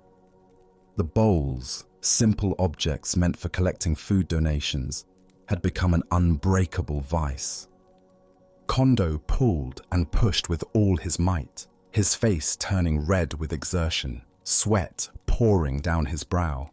He twisted the spear this way and threw his entire body weight against it, but could not free his weapon from the monk's impossible grip. The harder he struggled, the more securely trapped his spear became between those ordinary begging bowls. After allowing this futile struggle to continue for some time, Butsugai suddenly released the spear with a piercing shout that seemed to shake the very walls.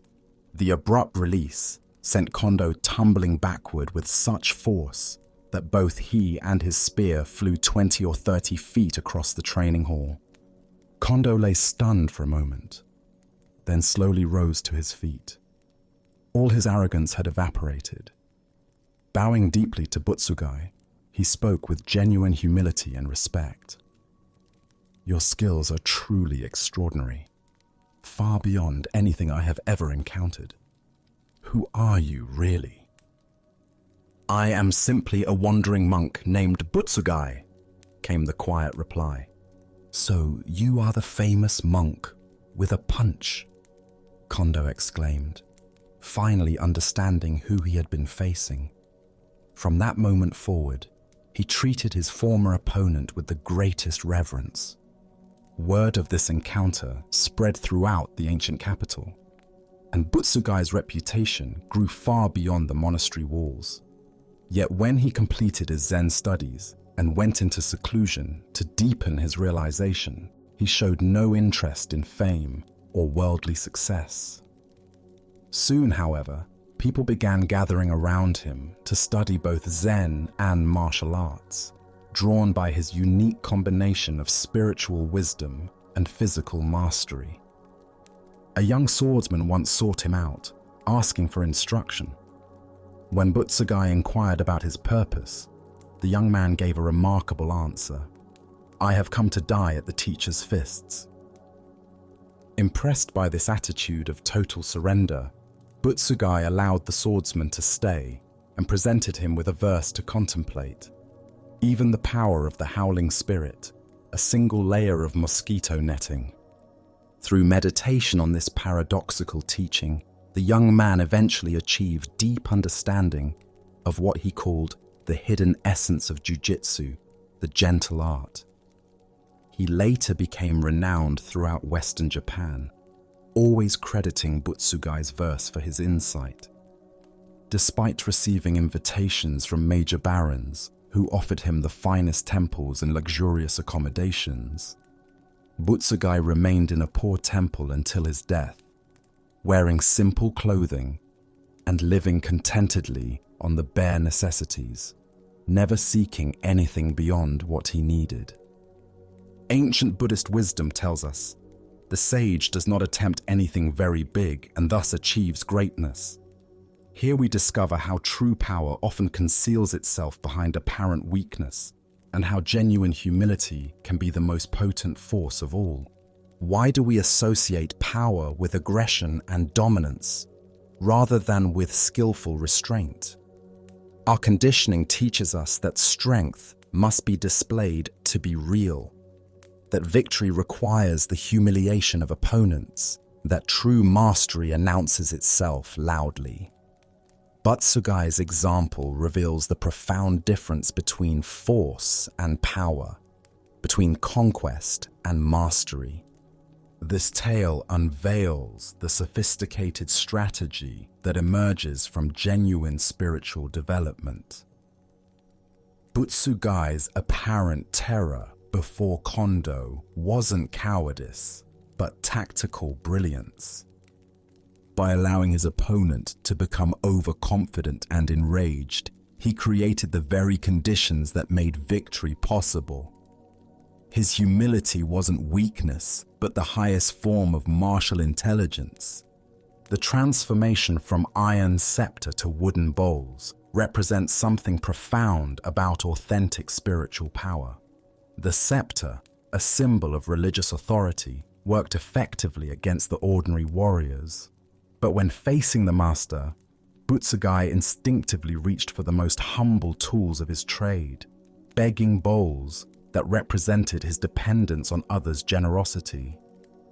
These simple objects became more powerful than any weapon, demonstrating that true strength emerges not from hardness, but from flexibility, not from aggression, but from responsiveness. Consider how often in your own life you might achieve more through strategic vulnerability than through displays of force. How many conflicts could be resolved more elegantly through apparent yielding than through direct confrontation? What would shift if you trusted that your genuine humility might be more influential than your attempts to prove your strength or correctness? Butsugai's verse about the mosquito netting points to the deepest level of this teaching. Even the most overwhelming force can be neutralized by the gentlest, most flexible response. A mosquito net stops insects not through hardness, but through appropriate positioning. Water defeats rock not through aggression, but through persistent gentleness. True martial arts, like authentic spirituality, finds the path of least resistance that accomplishes the greatest good. Zen master Takuan taught, "The mind that is anxious to win will meet with certain defeat." Butsugai's victory came not from wanting to defeat anyone, but from responding appropriately to each moment. Against the ordinary warriors, appropriate response meant efficient defense. Against their leader, it meant appearing weak until the perfect moment for revelation. The young swordsman's declaration that he came to die at the teacher's fists represents the attitude that authentic learning requires, the willingness to let our false confidence, our ego's need to appear strong, our attachment to seeming invulnerable, all be destroyed in encounter with genuine mastery. Tonight, as you reflect on your own relationship to strength and weakness, can you sense the difference between power that needs to prove itself and power that serves from concealment? Can you feel how your genuine humility might be more transformative than your attempts at impressiveness? As the Buddha taught, better than 1,000 hollow words is one word that brings peace. Sometimes the gentlest response carries the greatest power to transform conflict into understanding. Let us keep going on our journey through these Zen teachings with a story that takes us back to the very beginning of spiritual seeking, reminding us that the innocent questions of childhood often contain the deepest wisdom. This is the flounder. When Master Ryokan was just 6 or 7 years old, long before he would become known for his wisdom and gentle compassion, he was simply a small boy living in his family home and subject to the ordinary expectations and disciplines that parents impose on their children. Like all children, he sometimes struggled with the routines and demands of family life, occasionally testing the boundaries of what was acceptable behavior. One particular morning, young Ryokan had slept later than was considered appropriate for a child his age. In households of that era, early rising was not just a preference, but a moral expectation, reflecting values of industry, discipline, and proper character development that parents felt responsible for instilling in their offspring. When his father discovered that the boy had overslept, he responded with the kind of correction that was considered both normal and necessary for proper child rearing. But young Ryokan's reaction to this parental discipline was not the immediate contrition or apology that his father expected. Instead, The boy looked up at his father with an intense, unwavering stare that seemed to challenge the authority being exercised over him. This direct, unflinching gaze from his small son struck the father as inappropriate and even defiant. In a culture that valued respectful submission to parental authority, such bold staring could be interpreted as disrespectful confrontation rather than innocent curiosity or natural childhood response to discipline. Anyone who glares at his father like that, the father declared, with the conviction of someone delivering both punishment and prophetic warning, will surely turn into a flounder. This pronouncement wasn't merely an expression of parental frustration, but reflected traditional beliefs about the consequences of improper behavior and disrespectful attitudes toward one's elders. In the folk wisdom of the time, certain forms of moral transgression could literally transform a person into animal form, with the specific animal chosen reflecting the nature of the offense. Upon hearing his father's words, young Ryokan was immediately filled with terror. Unlike an adult who might dismiss such a statement as metaphorical or emotional exaggeration, the child took his father's declaration with complete literalness. The prospect of actually transforming into a flounder, losing his human form and becoming a flat fish, seemed not only possible, but imminent and inevitable. Without saying another word, the frightened boy fled suddenly from the house and disappeared into the surrounding countryside. He ran as far from his family home as his small legs could carry him, eventually making his way to a cliff overlooking the ocean, where he believed his transformation into a flounder would most appropriately take place. As the day progressed and young Ryokan failed to return home, the entire household became increasingly worried about his whereabouts.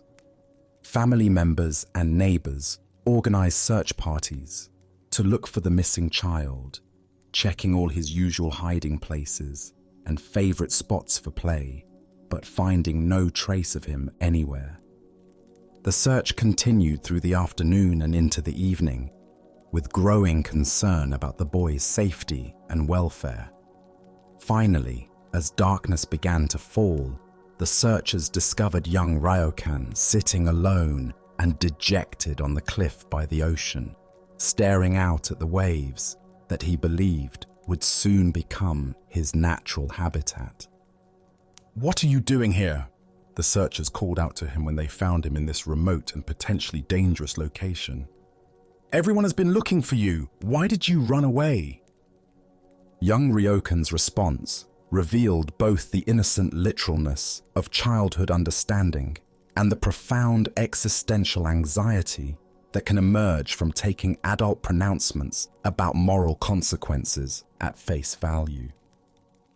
Looking up at his rescuers with genuine puzzlement and disappointment, he asked the question that had been troubling him throughout his long vigil by the ocean. "Haven't I turned into a flounder yet?" Ancient Buddhist wisdom tells us, in the beginner's mind, there are many possibilities, but in the expert's mind, there are few. The heart of this lesson lies in understanding how the fresh, unfiltered perception of childhood can reveal profound truths about the nature of identity, transformation, and the power of belief that adult sophistication often obscures. This story unveils something beautiful and profound about the innocent directness with which children approach existential questions that adults typically avoid through layers of conceptual sophistication and psychological defense. Young Ryokan's literal interpretation of his father's warning led him directly into confrontation with fundamental questions about identity, punishment, transformation, and the nature of the self that lie at the heart of all spiritual inquiry. His question, "Haven't I turned into a flounder yet?" contains more genuine philosophical depth than many elaborate theological discussions. In his childish literalness, he was actually grappling with profound questions about the nature of identity and change that would later become central to his mature spiritual understanding. The boy's willingness to wait patiently for his expected transformation demonstrates the kind of complete acceptance and surrender that adult spiritual practitioners often struggle to achieve through years of meditation and study. He didn't resist or deny the possibility of becoming a flounder. He simply went to what seemed like the appropriate place and waited for it to happen. Why do we typically dismiss childhood questions about identity and transformation as naive, rather than recognizing them as profound spiritual inquiry?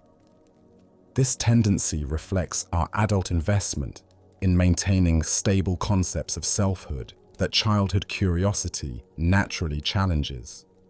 We prefer the security of fixed identity to the openness that allows for genuine transformation. Young Ryokan's response to his father's pronouncement reveals the double-edged nature of parental authority and the unintended consequences that can emerge from moral instruction delivered through dramatic metaphors rather than patient explanation.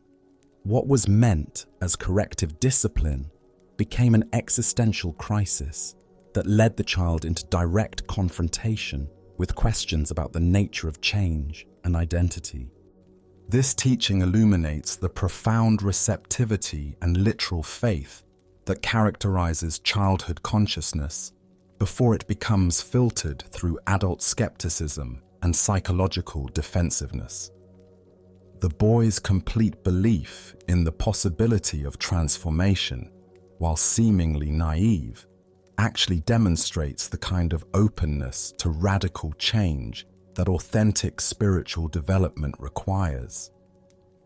His vigil by the ocean represents something touching and profound about the human willingness to face anticipated consequences with courage rather than denial. Unlike adults who might try to rationalize away unwelcome possibilities or distract themselves from difficult realities, young Ryokan went directly to where he believed his transformation would occur and waited with patient acceptance. This story also reveals how often our deepest spiritual insights emerge from taking seriously questions and possibilities that conventional wisdom dismisses as impossible or irrelevant. The child's literal interpretation of metaphorical language led him into genuine contemplation of transformation and identity that most adults avoid through interpretive sophistication. We can observe similar dynamics in many areas where childlike directness reveals truths that adult complexity obscures. The innocent questions that cut through elaborate explanations to expose underlying assumptions. The simple observations that reveal the arbitrary nature of social conventions. The natural curiosity about existence that isn't yet constrained by concepts of what's reasonable to wonder about. Zen practice cultivates what might be called mature innocence, the ability to approach profound questions with the same fresh directness that young Ryokan brought to his father's pronouncement, while integrating adult understanding and discernment. This involves recovering the capacity for wonder and literal engagement with possibilities that sophisticated thinking often dismisses. The image of the small boy sitting alone by the ocean, waiting patiently to become a flounder, captures something essential about the spiritual journey itself. The willingness to go to the edge of our known world and wait there with openness for whatever transformation life might bring, even if that transformation challenges everything we think we know about who we are. Additionally, our minds tend to assume that spiritual maturity involves moving beyond the simple questions of childhood toward more complex and sophisticated understanding.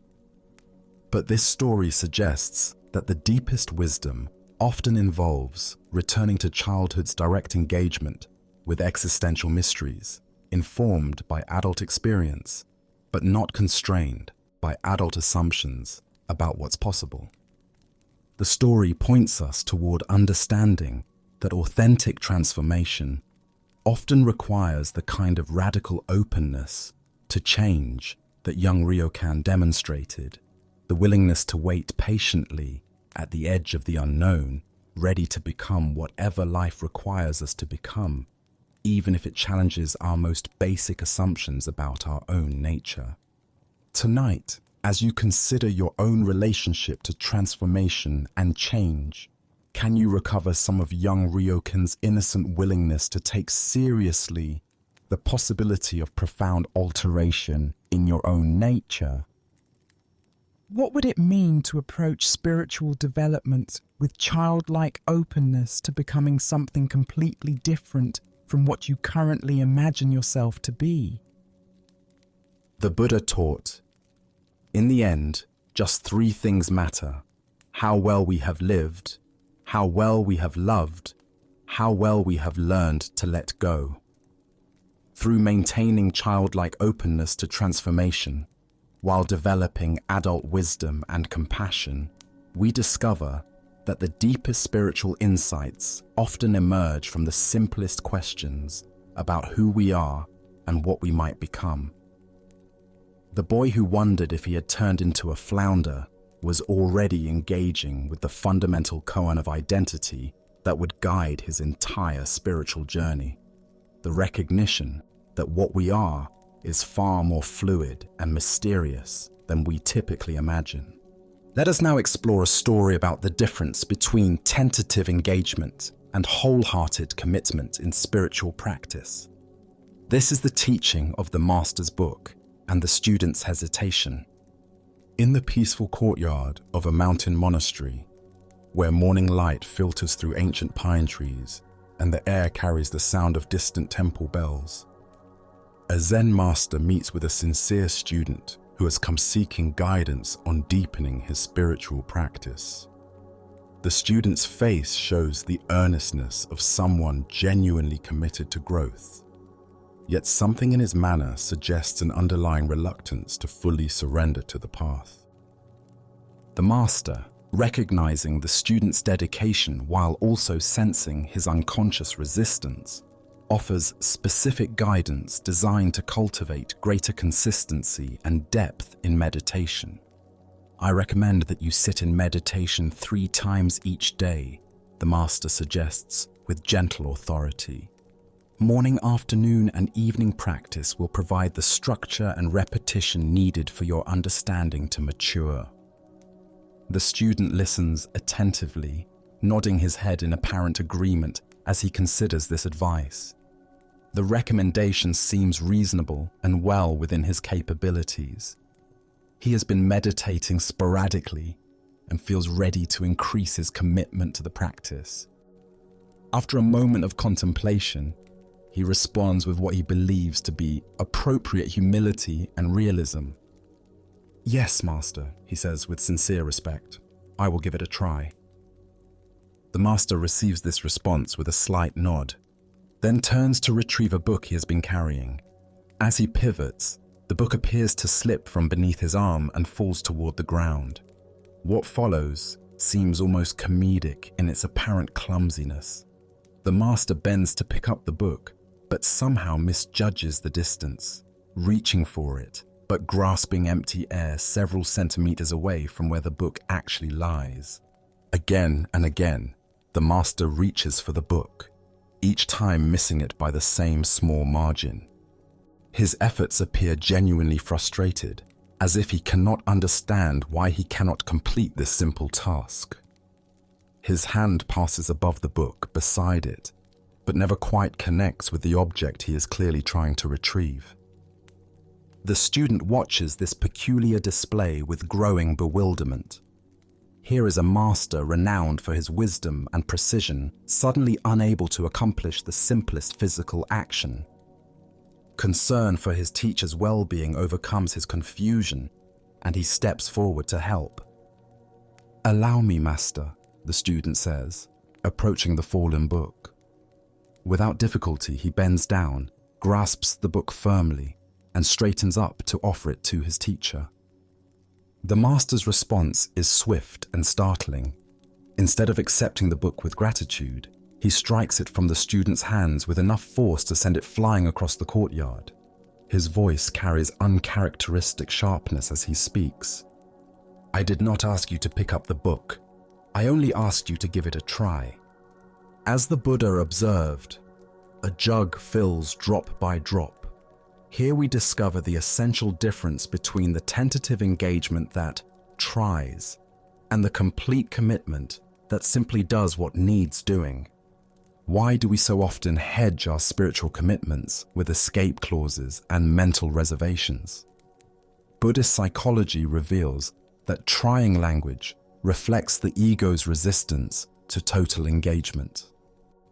By saying we will try to meditate, attempt to be more compassionate, or work on being present, we create subtle psychological distance from fully embodying these practices.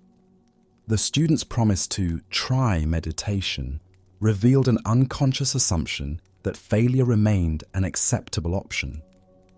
This built-in excuse provided comfort for his ego, but undermined the wholehearted engagement that transforms understanding into wisdom. True practice requires what Zen calls no escape mind, complete presence with whatever we've chosen to undertake. The master's demonstration with the book brilliantly exposed the difference between these two approaches. When he tried to pick up the book, he failed repeatedly, despite having the obvious capability to succeed. When the student simply picked it up without mental commentary about trying, the task was accomplished effortlessly. This teaching points to something deeper than mere semantics. The language of trying often masks unconscious ambivalence about change. Part of us wants to develop spiritually, while another part resists the dissolution of familiar patterns. Trying allows both parts to feel satisfied. We can claim spiritual effort while maintaining unconscious permission to fall short. Buddhist teacher Charlotte Joko Beck often addressed this pattern with students who claimed they were working on anger or trying to be less reactive. "Don't work on your anger," she would say. "Just don't be angry. When you notice anger arising, choose something else." This directness cuts through the elaborate negotiations that keep us stuck in cycles of attempting rather than accomplishing. The master's seemingly clumsy performance also revealed how trying can actually create the very difficulties it claims to address. When we approach meditation with trying mind, we often generate tension and self-consciousness that make natural concentration more difficult. When we try to be compassionate, we can become artificial and performative rather than genuinely caring. Zen practice cultivates what might be called just do mind, the capacity to engage completely with chosen activities without the internal commentary that questions, hesitates, or provides exit strategies. This doesn't mean becoming rigid or forcing outcomes, but rather bringing total presence to whatever we've committed ourselves to doing. The Buddha taught that right effort is one of the essential elements of the spiritual path. This effort isn't the strained trying that exhausts itself through internal conflict, but the natural energy that arises when we align completely with beneficial action. It's like the difference between swimming against a current and swimming with it. One depletes our resources, while the other enables effortless movement. Consider areas of your life where you notice trying language creeping into your commitments. Perhaps you're trying to exercise regularly, working on being a better partner, or attempting to develop a meditation practice. What would shift if you moved from trying these activities to simply doing them? This doesn't mean we should never acknowledge our limitations or make realistic assessments of our capabilities.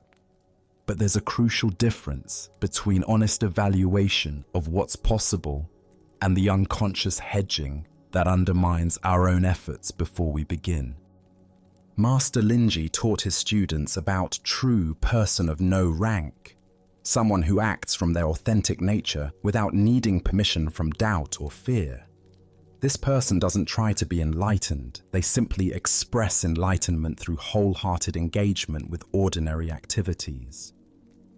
The master's final instruction, striking the book from the student's hands, emphasized that spiritual practice isn't about perfect performance, but about total presence. The student succeeded in picking up the book, not because he was more skilled than his teacher, but because he engaged the task completely rather than half-heartedly. Tonight, as you consider your own spiritual commitments and life goals, can you notice where trying might be creating obstacles to natural accomplishment? Perhaps you'll discover that many things become surprisingly achievable when approached with simple directness, rather than elaborate mental preparations for possible failure. As the Buddha taught, do not believe in anything simply because you have heard it. Do not believe in anything simply because it is spoken and rumored by many.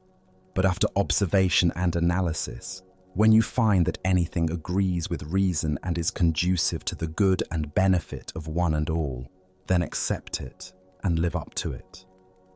This includes accepting that wholehearted commitment often proves more effective than tentative trying, and living up to that understanding through complete engagement with whatever path we choose to walk.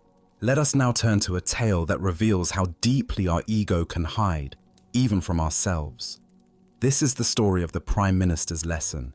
In the grand capital of the Tang dynasty, where golden palaces rose toward heaven and scholars debated philosophy in moonlit gardens, there lived a man of extraordinary accomplishments. The Prime Minister had earned his position through brilliance in both statecraft and military strategy, defending the empire from invaders while crafting policies that brought prosperity to millions. His name was spoken with reverence throughout the land, and his counsel was sought by the emperor himself.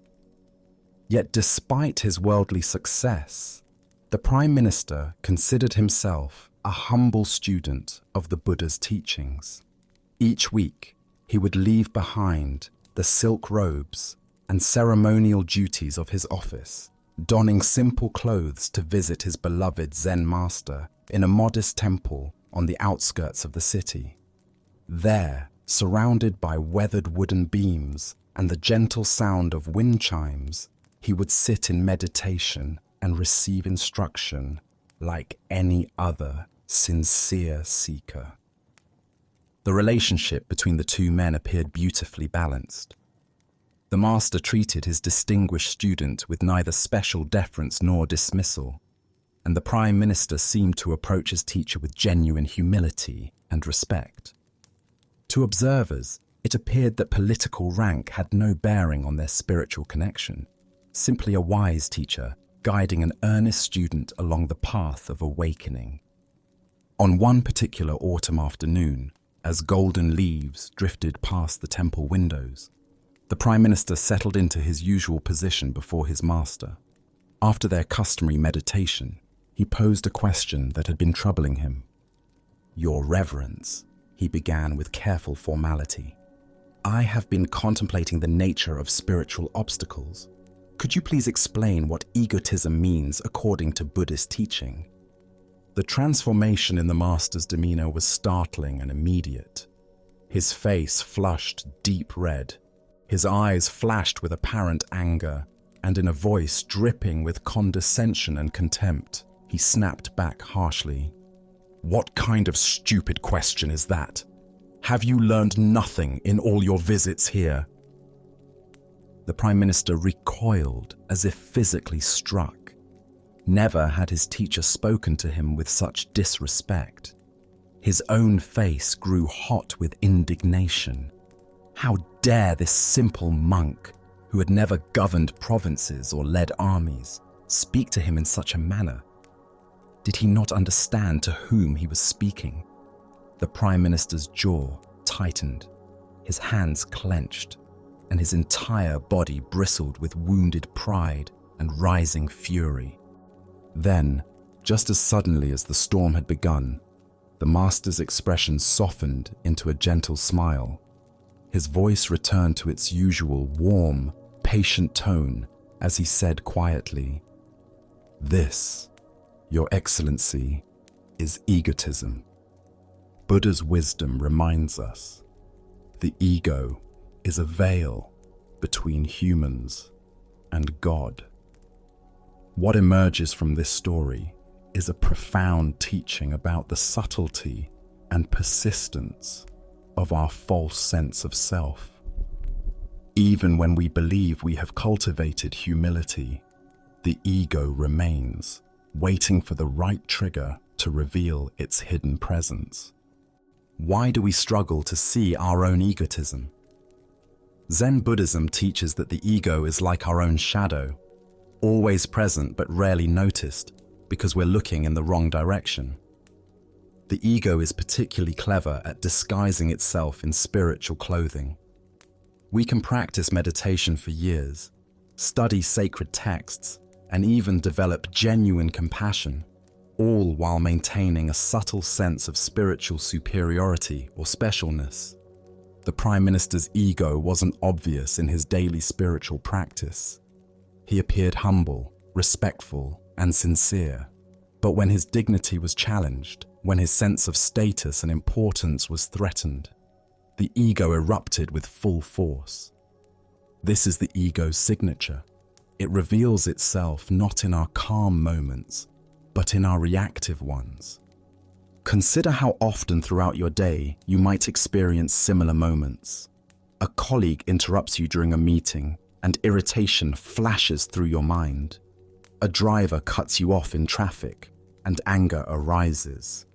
Someone questions your expertise in an area you consider your specialty, and defensiveness emerges. These automatic reactions reveal the ego's constant vigilance, always ready to defend its constructed image of who we think we are. Zen master Suzuki Roshi taught, "Each of you is perfect the way you are, and you can use a little improvement." This paradox points to the heart of working with ego. We must simultaneously accept ourselves completely while remaining willing to see through our self-deceptions. The ego thrives on both self-hatred and self-aggrandizement, but it dissolves in the light of honest, compassionate self-observation. The master's skillful teaching method reveals another crucial insight. Sometimes the most effective spiritual instruction comes not through gentle guidance, but through direct confrontation with our unconscious patterns. The shock of having his dignity challenged in such an unexpected way created a moment of clarity for the Prime Minister. A sudden recognition of patterns that had been operating below the surface of his awareness. In Zen practice, we cultivate what might be called ego transparency, the ability to see through our self-protective mechanisms as they arise. This doesn't mean we eliminate the ego entirely, which would be neither possible nor desirable, but rather that we develop a lighter relationship with it. We learn to recognize its voice without automatically believing its stories. Tonight, as you notice moments of defensiveness, irritation, or wounded pride arising in your interactions, can you remember the Prime Minister's lesson? Can you see these reactions not as character flaws, but as opportunities for deeper self-understanding? As the Buddha taught, you only lose what you cling to. The ego is simply another thing we cling to, a collection of stories about who we think we are. In releasing our grip on these stories, we discover the freedom that lies beyond the prison of self-importance. Let us now explore a story about the invisible burdens we carry through life. This is the tale of the empty backpack. In a serene monastery garden, where morning dew glistened on carefully tended paths, a young seeker approached his teacher with a question weighing heavily on his heart. His eyes reflected both determination and confusion as he bowed respectfully. "Master," he said, "I wish to understand my path on earth better. Why do I seem to carry my past and relive it again and again? Why can't I get past my past?" The master studied the young man with compassionate eyes, then gestured toward an intricate maze of translucent silk panels shimmering in the garden's filtered sunlight. "Go forward into the maze," he said, reaching for a leather backpack. "But carry this as you walk. It will help you stay focused. Be careful though, as it is quite heavy." The young man accepted the backpack, initially surprised by how easily the master handed it over. But the moment it settled into his grasp, he gasped. The weight was extraordinary, forcing him to bend forward as he struggled toward the maze. Inside the silken labyrinth, he immediately encountered solid walls. Through the translucent material, he could see other seekers navigating their paths like distant ghosts. No matter which direction he turned, every path seemed blocked. Exhausted, he sat down to think. "Others are clearly ahead of me," he thought. "Should I cheat and crawl under the silk?" After wrestling with these thoughts, he chose integrity. As he stood with renewed resolve, an opening magically appeared. Progress felt rewarding until he faced another wall. This time, good intentions yielded no results. The backpack's weight became unbearable, cutting into his shoulders. What could be so heavy yet feel so soft? Overcome with curiosity, he removed the pack and peered inside. It was completely empty. Yet when he lifted it again, the weight remained undeniable. As he placed it back on his shoulders, a voice whispered clearly, "Look inside of you, young man, for the weight lies there." Suddenly, memories flooded his consciousness. His childhood tormentors, accumulated hurts, and resentments carried for years. As he relived each painful experience, the backpack grew heavier. Then understanding dawned. "I am the weight. I carry the burden of that which troubles me." With this insight, he began the work of forgiveness. "I forgive you, wherever you are," he found himself saying. Immediately, the pack lightened and new pathways opened. As sunlight warmed his face, and he remembered moments of love, the weight continued diminishing until the backpack felt weightless. Finally, surrounded by solid silk walls, he sat in meditation. "I am the light and the way. I recognize that I was the impediment, not anyone else." At these words, his feet began rising from the earth.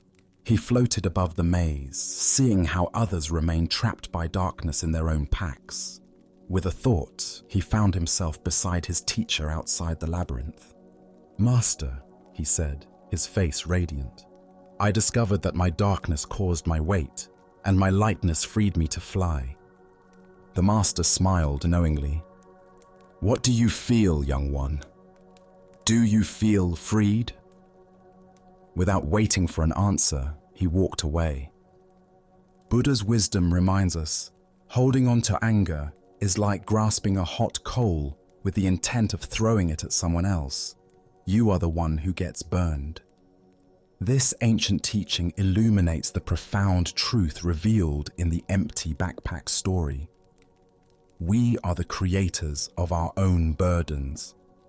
What emerges from this tale is recognition that our past does not imprison us. Our relationship to our past does. The young seeker discovered that suffering came not from what others had done, but from his unwillingness to release those experiences. The empty backpack represents the invisible weight of unprocessed emotions and unhealed wounds we carry through life. Why do we cling so tenaciously to our pain? First is our identification with wounds. We derive identity from grievances, thinking, I am someone who was wronged, rather than, I experienced wronging, but I'm not defined by it. Second is our addiction to the familiar. Even painful emotions become comfortable because they're known. Third is our misunderstanding of forgiveness, believing it means condoning harmful behavior rather than freeing ourselves from resentment's prison. Consider how this plays out daily. The colleague who received credit for your idea still triggers anger. The parent who criticized you decades ago still influences your self-talk. Each is an invisible item in your backpack, weighing you down. Zen teacher Jack Cornfield taught, forgiveness is giving up all hope of having had a different past. We cannot change what happened, but we can change our relationship to what happened. The energy spent maintaining grievances could be redirected toward creating the life we actually want.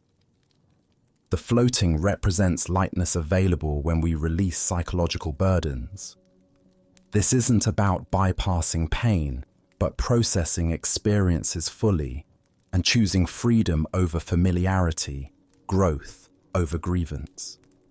Tonight, as you prepare for rest, what invisible weight might you be carrying? Perhaps it's time to examine what you've been holding on to and ask, does this serve my highest good, or is it time to set it down? As the Buddha taught, you yourself, as much as anybody in the entire universe, deserve your love and affection. The path to freedom begins with radical self-forgiveness and willingness to travel light through life's inevitable challenges. Let us now turn to a tale about the dissolution of identity and the profound questioning that can lead to sudden awakening. This is Whose Child Are You? In the village of Hina lived a woman named Masa, whose life had been shaped by loss and determined by an unwavering commitment to spiritual understanding. After her husband's death left her alone to raise their young son, she could have chosen the conventional path of remarriage or devoted herself entirely to practical survival. Instead, she made a decision that would transform both her life and her understanding of reality itself. Masa became a dedicated student of Zen under the instruction of Master Gadatsu at Muryoji Temple. Her practice was not casual or part-time. She approached it with the intensity of someone who understood that genuine awakening requires complete commitment. Day after day, she worked with her assigned koan, allowing it to penetrate every aspect of her consciousness until it became more present in her awareness than her own thoughts. As her practice deepened, something extraordinary began to happen. Masa generated what Zen practitioners call a great ball of doubt. Not intellectual uncertainty, but a profound questioning that encompasses one's entire sense of reality. This wasn't doubt about specific ideas or concepts, but a fundamental questioning of the very nature of identity, existence, and the boundaries we normally accept without examination.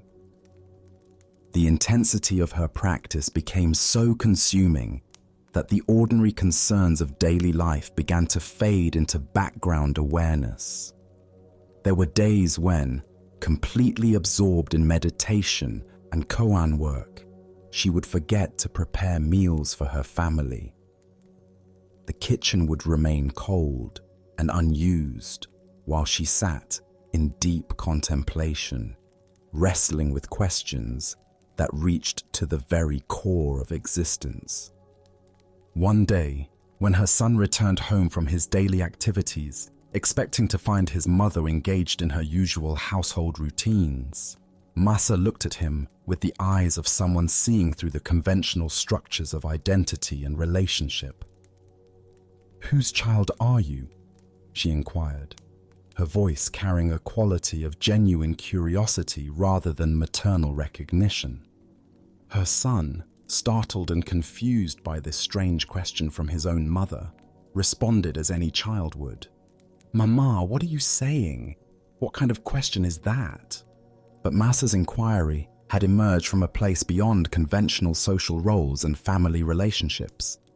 "All right," she replied with obvious satisfaction, as if her son's confused response had confirmed something important. Without further explanation, she returned immediately to her meditation. This peculiar interaction wasn't an isolated incident. For several days, whenever her son appeared, Massa would greet him with the same disorienting question. "Whose child are you?" Each time, the boy would express bewilderment at his mother's behavior, and each time she would respond with the same satisfied, "All right," before returning to her practice. Then suddenly, like lightning illuminating a dark landscape, Massa experienced complete enlightenment. In a single moment of perfect clarity, all the questioning, all the doubt, all the intense practice resolved into direct understanding that transcended every category of knowledge she had previously known. As the Buddha observed, all that we are is the result of what we have thought. The mind is everything, what we think we become. This teaching points us toward understanding how the complete questioning of our assumed identities can lead to the discovery of our essential nature beyond all categories and roles. This ancient wisdom illuminates the profound process of spiritual inquiry that goes beyond intellectual questioning to challenge the very foundations of how we understand ourselves and our relationships.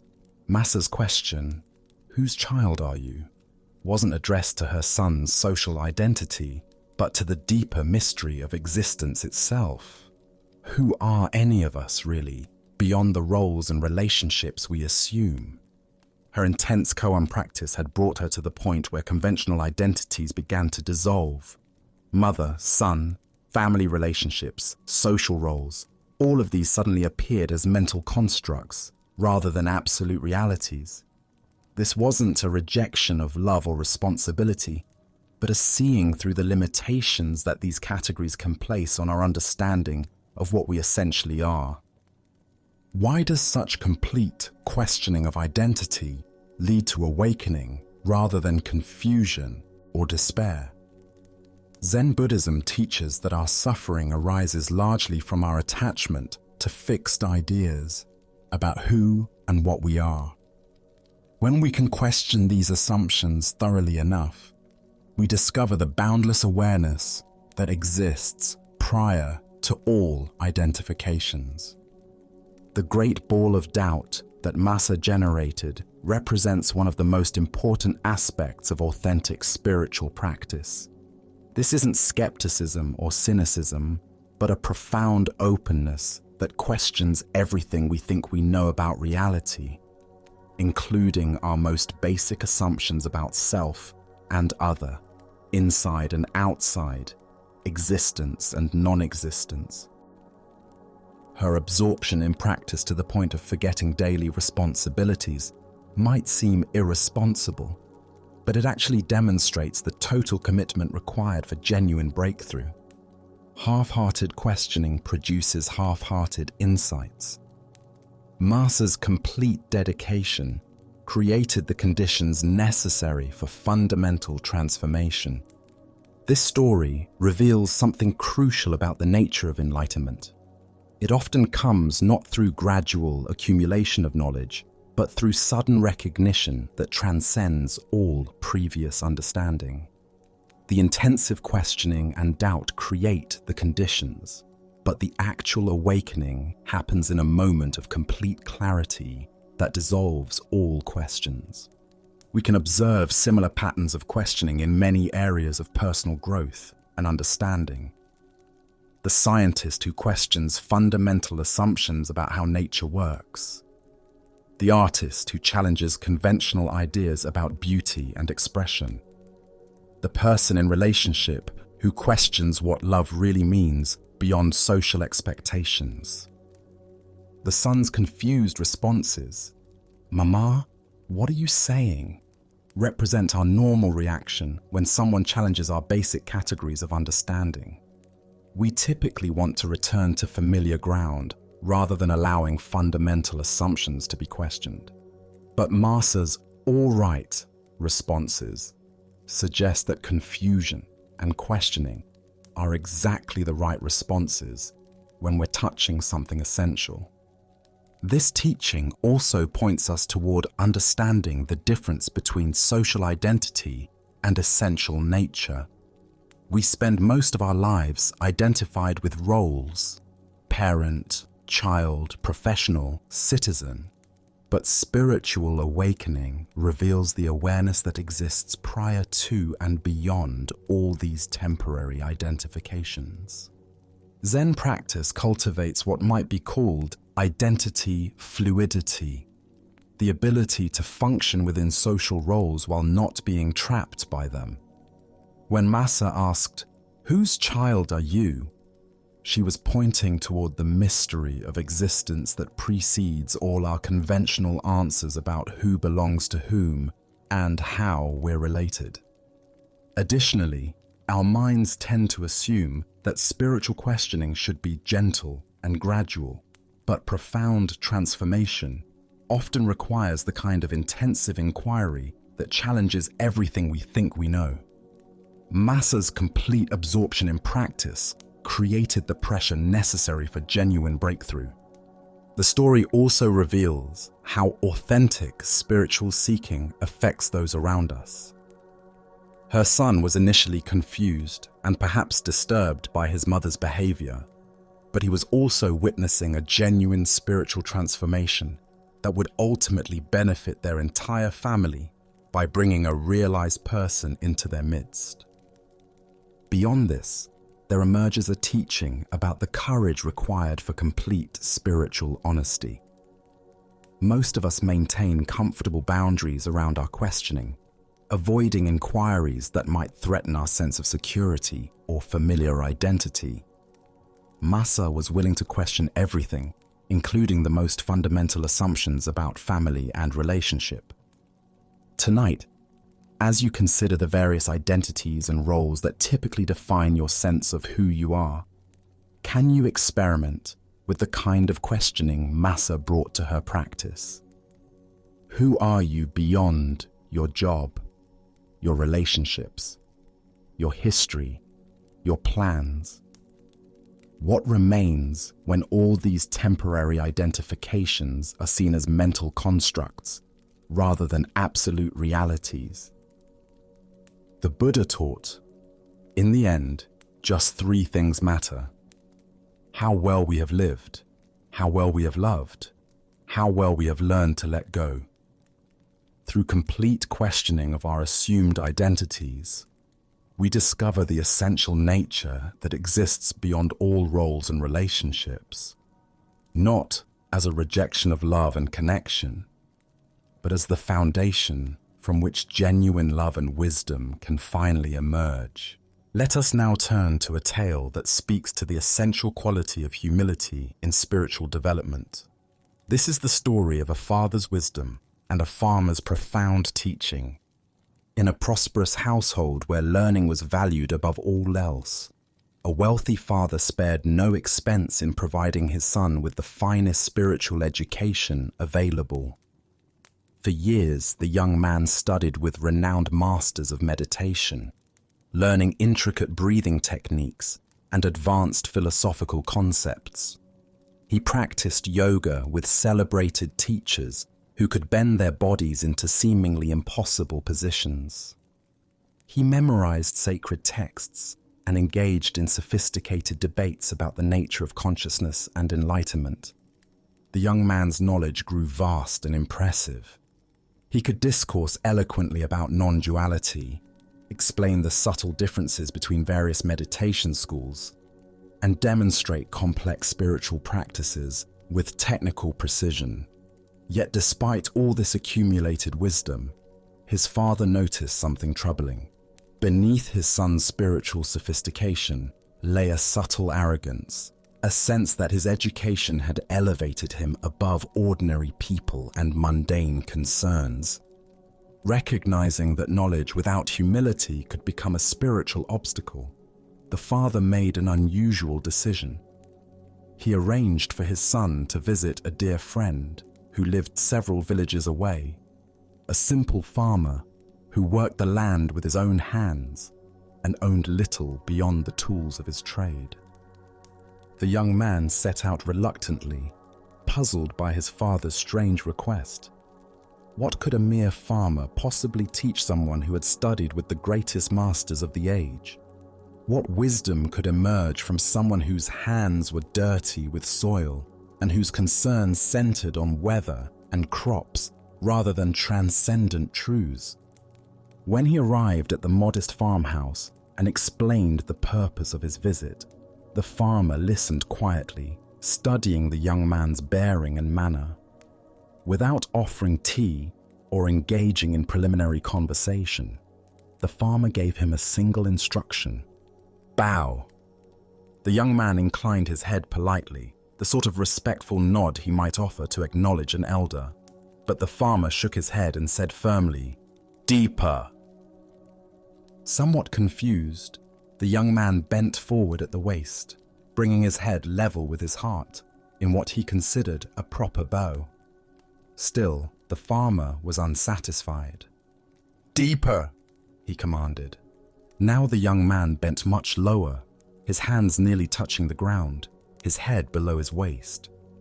Surely this was sufficient, but again came the farmer's voice: "Bow deeper." Increasingly puzzled, but committed to understanding this strange teaching, the young man dropped to his knees and bowed until his forehead nearly touched the earth. The farmer's response was unchanged. "Deeper." Finally, the young man prostrated himself completely, lying flat on the ground with his arms extended before him, his entire body pressed against the soil. Only then did the farmer smile and say gently, "That's the way to do it. Stand up. You may go. Your education is complete." Buddha spoke of this when he said, "Pride goes before a fall, but humility comes before honor." Here we discover that true spiritual maturity isn't measured by the height of our knowledge, but by the depth of our willingness to be taught. Why do we resist the very humility that makes genuine learning possible? Zen Buddhism explains that the ego constructs its sense of identity through comparison and superiority. The more we accumulate spiritual knowledge, the more tempted we become to use that knowledge as evidence of our advancement, rather than as fuel for deeper inquiry. This spiritual materialism creates an invisible barrier between us and the direct experience that transforms understanding into wisdom. The young man's resistance to bowing deeper reflected his unconscious assumption that his education had earned him a certain status that shouldn't require such extreme gestures. Like many sincere spiritual seekers, he had confused accumulating insights with embodying wisdom. He could explain humility, but couldn't demonstrate it when the situation called for genuine surrender. This struggle reveals itself throughout our spiritual journey. We might meditate regularly, yet become secretly proud of our consistency. We might cultivate compassion, yet feel superior to those we perceive as less caring. We might study non-attachment while remaining attached to our image as spiritual practitioners.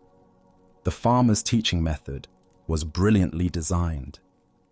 Each time the young man thought he had bowed enough, he discovered another layer of his resistance to surrendering completely. The physical act became a mirror for his psychological state.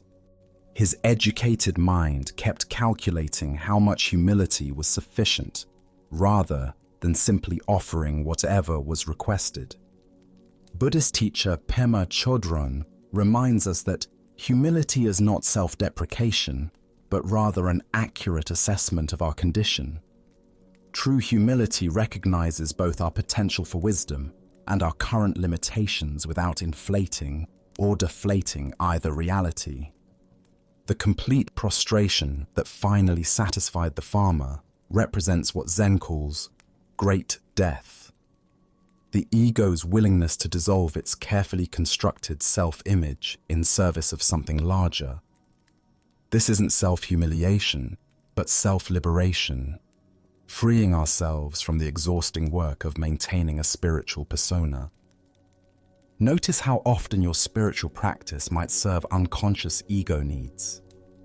Do you meditate to become a meditator, or to discover what's fundamentally true?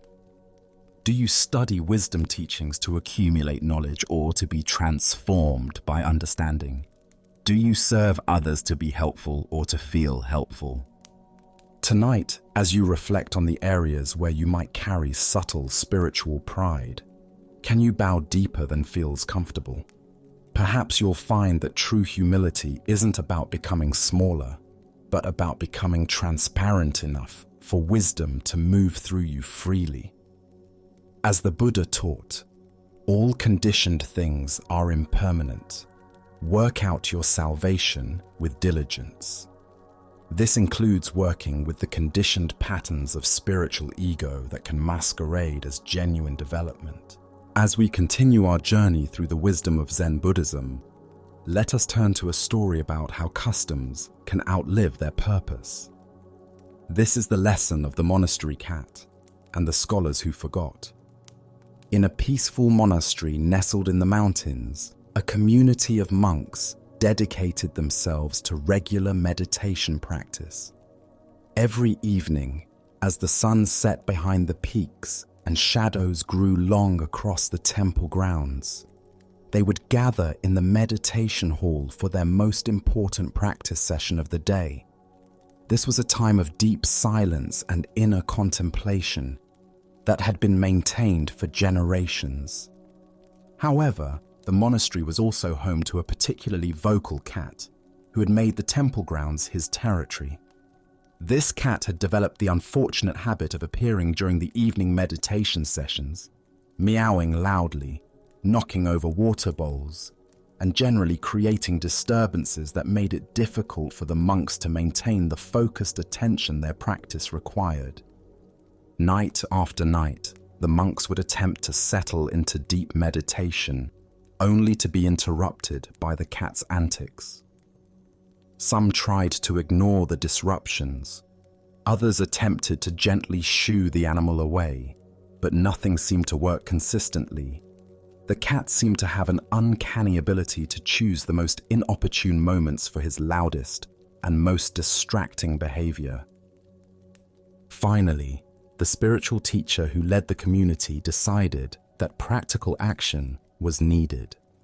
Rather than allowing the evening practice to continue being disrupted, he instructed his students to gently capture the cat before each meditation session and tie him securely in a corner of the hall where he could do no harm. This simple solution proved effective. The cat, though present, could no longer disturb the monk's concentration.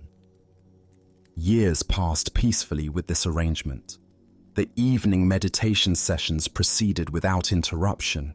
The monks deepened their practice, and the cat seemed content enough with his restrained position during the evening hours. This became the established routine that everyone accepted as normal and necessary. When the old teacher eventually died, the monks naturally continued all the practices he had established, including the evening tying of the cat. After all, this had been part of their master's wisdom, a tradition he had instituted for important spiritual reasons. They didn't question whether the practice was still necessary. It had simply become an integral part of their evening routine. In time, the original cat also died, having lived a full life in the monastery. The monks, now thoroughly convinced that having a tied cat was essential to proper meditation practice, went to great lengths to acquire another cat specifically for this purpose. They searched until they found a suitable replacement, and continued the tradition without interruption. Generations of monks came and went, each learning from their predecessors that tying a cat during evening meditation was a crucial element of their spiritual practice. None questioned why this was necessary. It was simply how things had always been done in their tradition. Centuries later, learned descendants of the spiritual teacher wrote scholarly treatises about the religious significance of tying up a cat for meditation practice.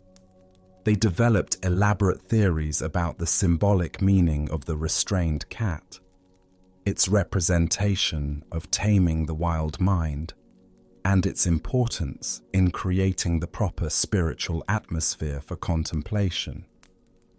Buddha's wisdom teaches us, do not believe in anything simply because you have heard it. Do not believe in traditions because they have been handed down for many generations. This tale unveils how easily practical solutions can transform into meaningless rituals when we stop questioning their original purpose. Why do we continue practices long after their usefulness has ended, simply because they've become traditional? Zen Buddhism emphasizes the importance of understanding the spirit behind forms, rather than blindly following inherited customs that may no longer serve their intended function. The original teacher's decision to tie the cat was purely practical, a simple solution to a specific problem. But over time, this practical measure became ritualized, then sacralized, then analyzed as if it contained profound spiritual meaning that had always been intentional. Consider the various traditions, rules, and customs in your own life, both personal and cultural. How many of these practices do you follow simply because that's how it's always been done, rather than because they serve a current purpose? The monastery's cat represents all the meaningless forms we maintain out of habit rather than wisdom.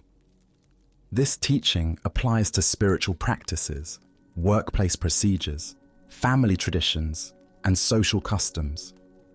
Over time, solutions to specific problems can become rigid requirements that persist long after the original problems have disappeared. What began as skillful means becomes empty ritual. In Zen practice, we learn to distinguish between the finger pointing at the moon and the moon itself, between the forms that serve awakening and awakening itself. The tied cat was never the point. Peaceful meditation was the point. But succeeding generations lost sight of this distinction. The Buddha said, "My teaching is like a raft. It is for crossing over, not for holding onto." The cat-tying tradition represents what happens when we turn temporary rafts into permanent shrines, mistaking the means for the end. Look deeply at the various practices and traditions you maintain. Which ones still serve their original purpose, and which ones have become empty forms you follow out of habit? What would it mean to honor the spirit of these practices while remaining flexible about their forms? The scholars who wrote treatises about the cat's religious significance weren't intentionally creating false doctrine. They genuinely believed they were preserving important wisdom. But their analysis was built on a foundation they didn't understand, leading to elaborate explanations of something that had never been intended as spiritual practice. Tonight, as you consider the various routines, traditions, and practices in your life, can you remember the original cat and the practical problem it solved? Can you distinguish between forms that still serve their purpose and those that have become meaningless repetition? As the Buddha observed, believe nothing merely because you have been told it.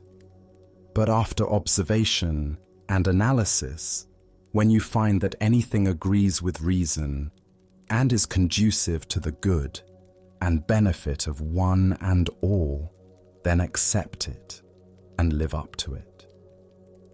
True spiritual maturity involves continuously examining our practices to ensure they serve their intended purpose, rather than simply preserving forms because they've become familiar. Let us now turn to a tale about the thin boundary between heaven and hell within our own hearts. This is the story of the samurai and the gates. In feudal Japan, a battle-hardened warrior named Nobushige sought out the renowned Zen master Hakuin.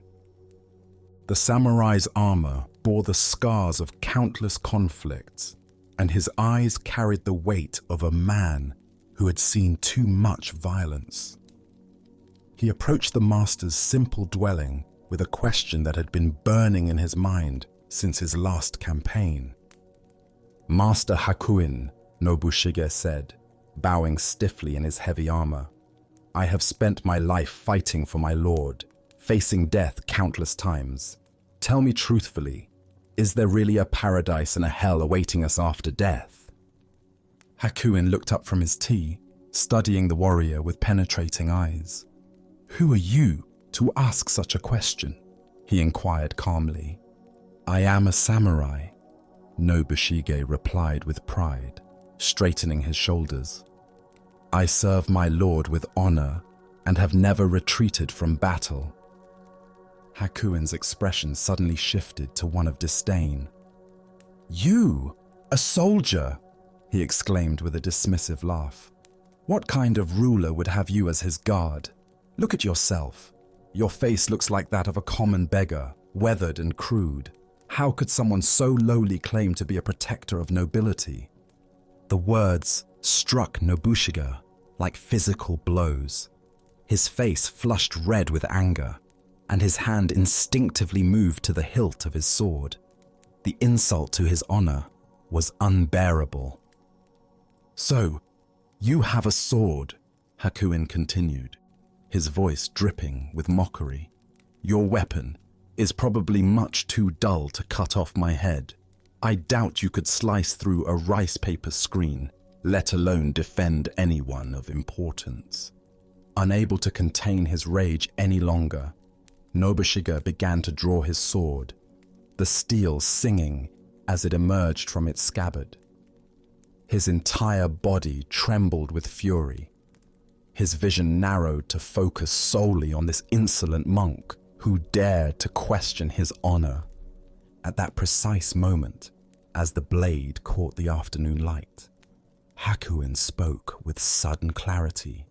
"Here, open the gates of hell!" The words pierced through Nobushige's rage like an arrow finding its target. In that instant, he saw himself clearly, consumed by anger, ready to kill over wounded pride, his mind clouded by fury. He understood that hell was not some distant realm, but the very state he inhabited in that moment. The samurai's hand froze on his sword as recognition dawned across his features. Slowly, with great reverence, Nobushige sheathed his sword and bowed deeply before the master, his anger transformed into profound gratitude. "Here open the gates of paradise," Hakuin said gently, his voice now filled with compassion. Buddha's wisdom reminds us, hatred does not cease by hatred, but only by love. This is the eternal rule. What emerges from this story is a startling revelation about the geography of our inner world. Heaven and hell are not distant destinations, but present moment experiences we create through the quality of our consciousness. Why do we so easily find ourselves at the gates of hell? Zen Buddhism points to the three poisons that cloud our minds: greed, hatred, and delusion. When Nobushige's pride was wounded, hatred arose instantly, transforming a peaceful afternoon into a realm of suffering.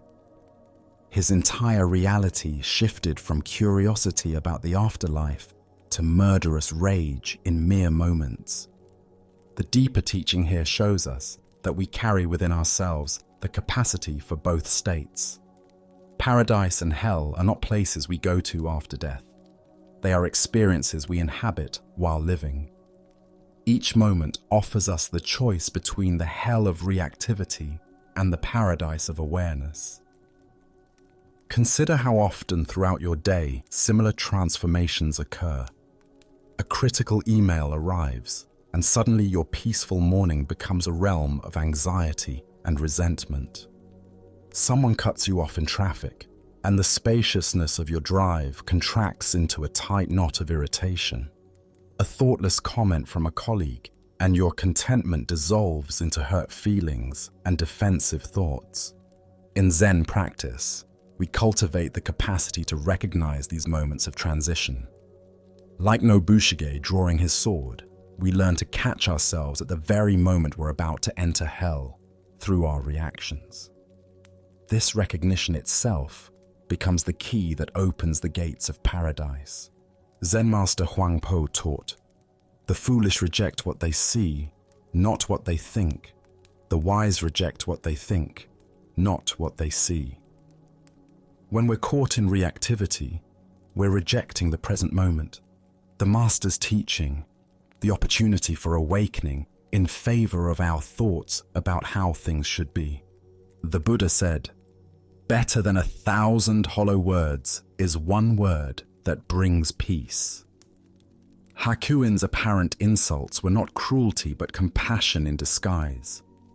By provoking Nobushige's anger so skillfully, he showed the warrior exactly what he needed to see. That hell is a state of mind we enter through our own choices. This teaching invites us to examine our own triggers. What words or situations instantly transport us to hell? Perhaps it's feeling unappreciated at work, being misunderstood by family, or facing unexpected challenges. Each of these experiences offers the same choice Nobushige faced. Will we draw our sword or recognize the teaching? Tonight, as you notice irritation arising in response to some frustration, can you remember Hakuin's lesson? Can you recognize the moment when you're about to enter hell through your reactions and instead choose the paradise of awareness? As the Buddha taught, what we think, we become. In each moment, we are either opening the gates of hell through unconscious reactivity or opening the gates of paradise through mindful presence. Tonight, as we gently conclude our time together, can you feel how the calm you've discovered isn't something you need to chase or create, but rather something that naturally emerges when you simply allow it? Can you notice that the deep quiet you've touched during these stories doesn't live only in ancient teachings, but rests quietly within your own awareness, always available when you remember to look? The Buddha once said, "Three things cannot be long hidden: the sun, the moon, and the truth." As you reflect on this wisdom, remember that the clarity and peace you've experienced tonight aren't temporary gifts that will fade with morning, but enduring truths about your own nature that become visible when the noise of daily life finally settles. Through each story we've shared, you've encountered the same essential understanding expressed in different ways. That struggle diminishes when we stop fighting what we cannot change. That freedom naturally unfolds when we release our desperate need to control, and that genuine tranquility arises from simply observing life without getting caught in endless reactions. Even when your thoughts return tomorrow, even when stress tries to reclaim your attention, the insights you've received tonight have taken root in the depths of your mind, creating a foundation of understanding that will quietly support you in moments when you need it most. Notice, as you prepare for sleep, that these timeless teachings haven't revealed some complicated formula for happiness, but rather the simple art of being fully present to whatever this moment offers. In the stillness that surrounds you now, feel how naturally your breathing has deepened, how easily your body has relaxed, and how peacefully your mind has settled into this gentle rhythm of rest. These ancient stories remind us that profound wisdom doesn't require years of study or special circumstances to access. It reveals itself naturally in the quiet moments when we pause our rushing and simply pay attention to what's already here. Tonight, you've tasted that truth, a truth that becomes clear whenever we stop long enough to notice. As you transition from this peaceful state into tomorrow's activities, take with you not just the memory of these teachings, but the deep sense of calm and understanding they've awakened in you. May this inner quiet remain your constant companion, guiding you through whatever challenges and joys await. Sleep well, and thank you for joining us on this journey at Sleepy Monk.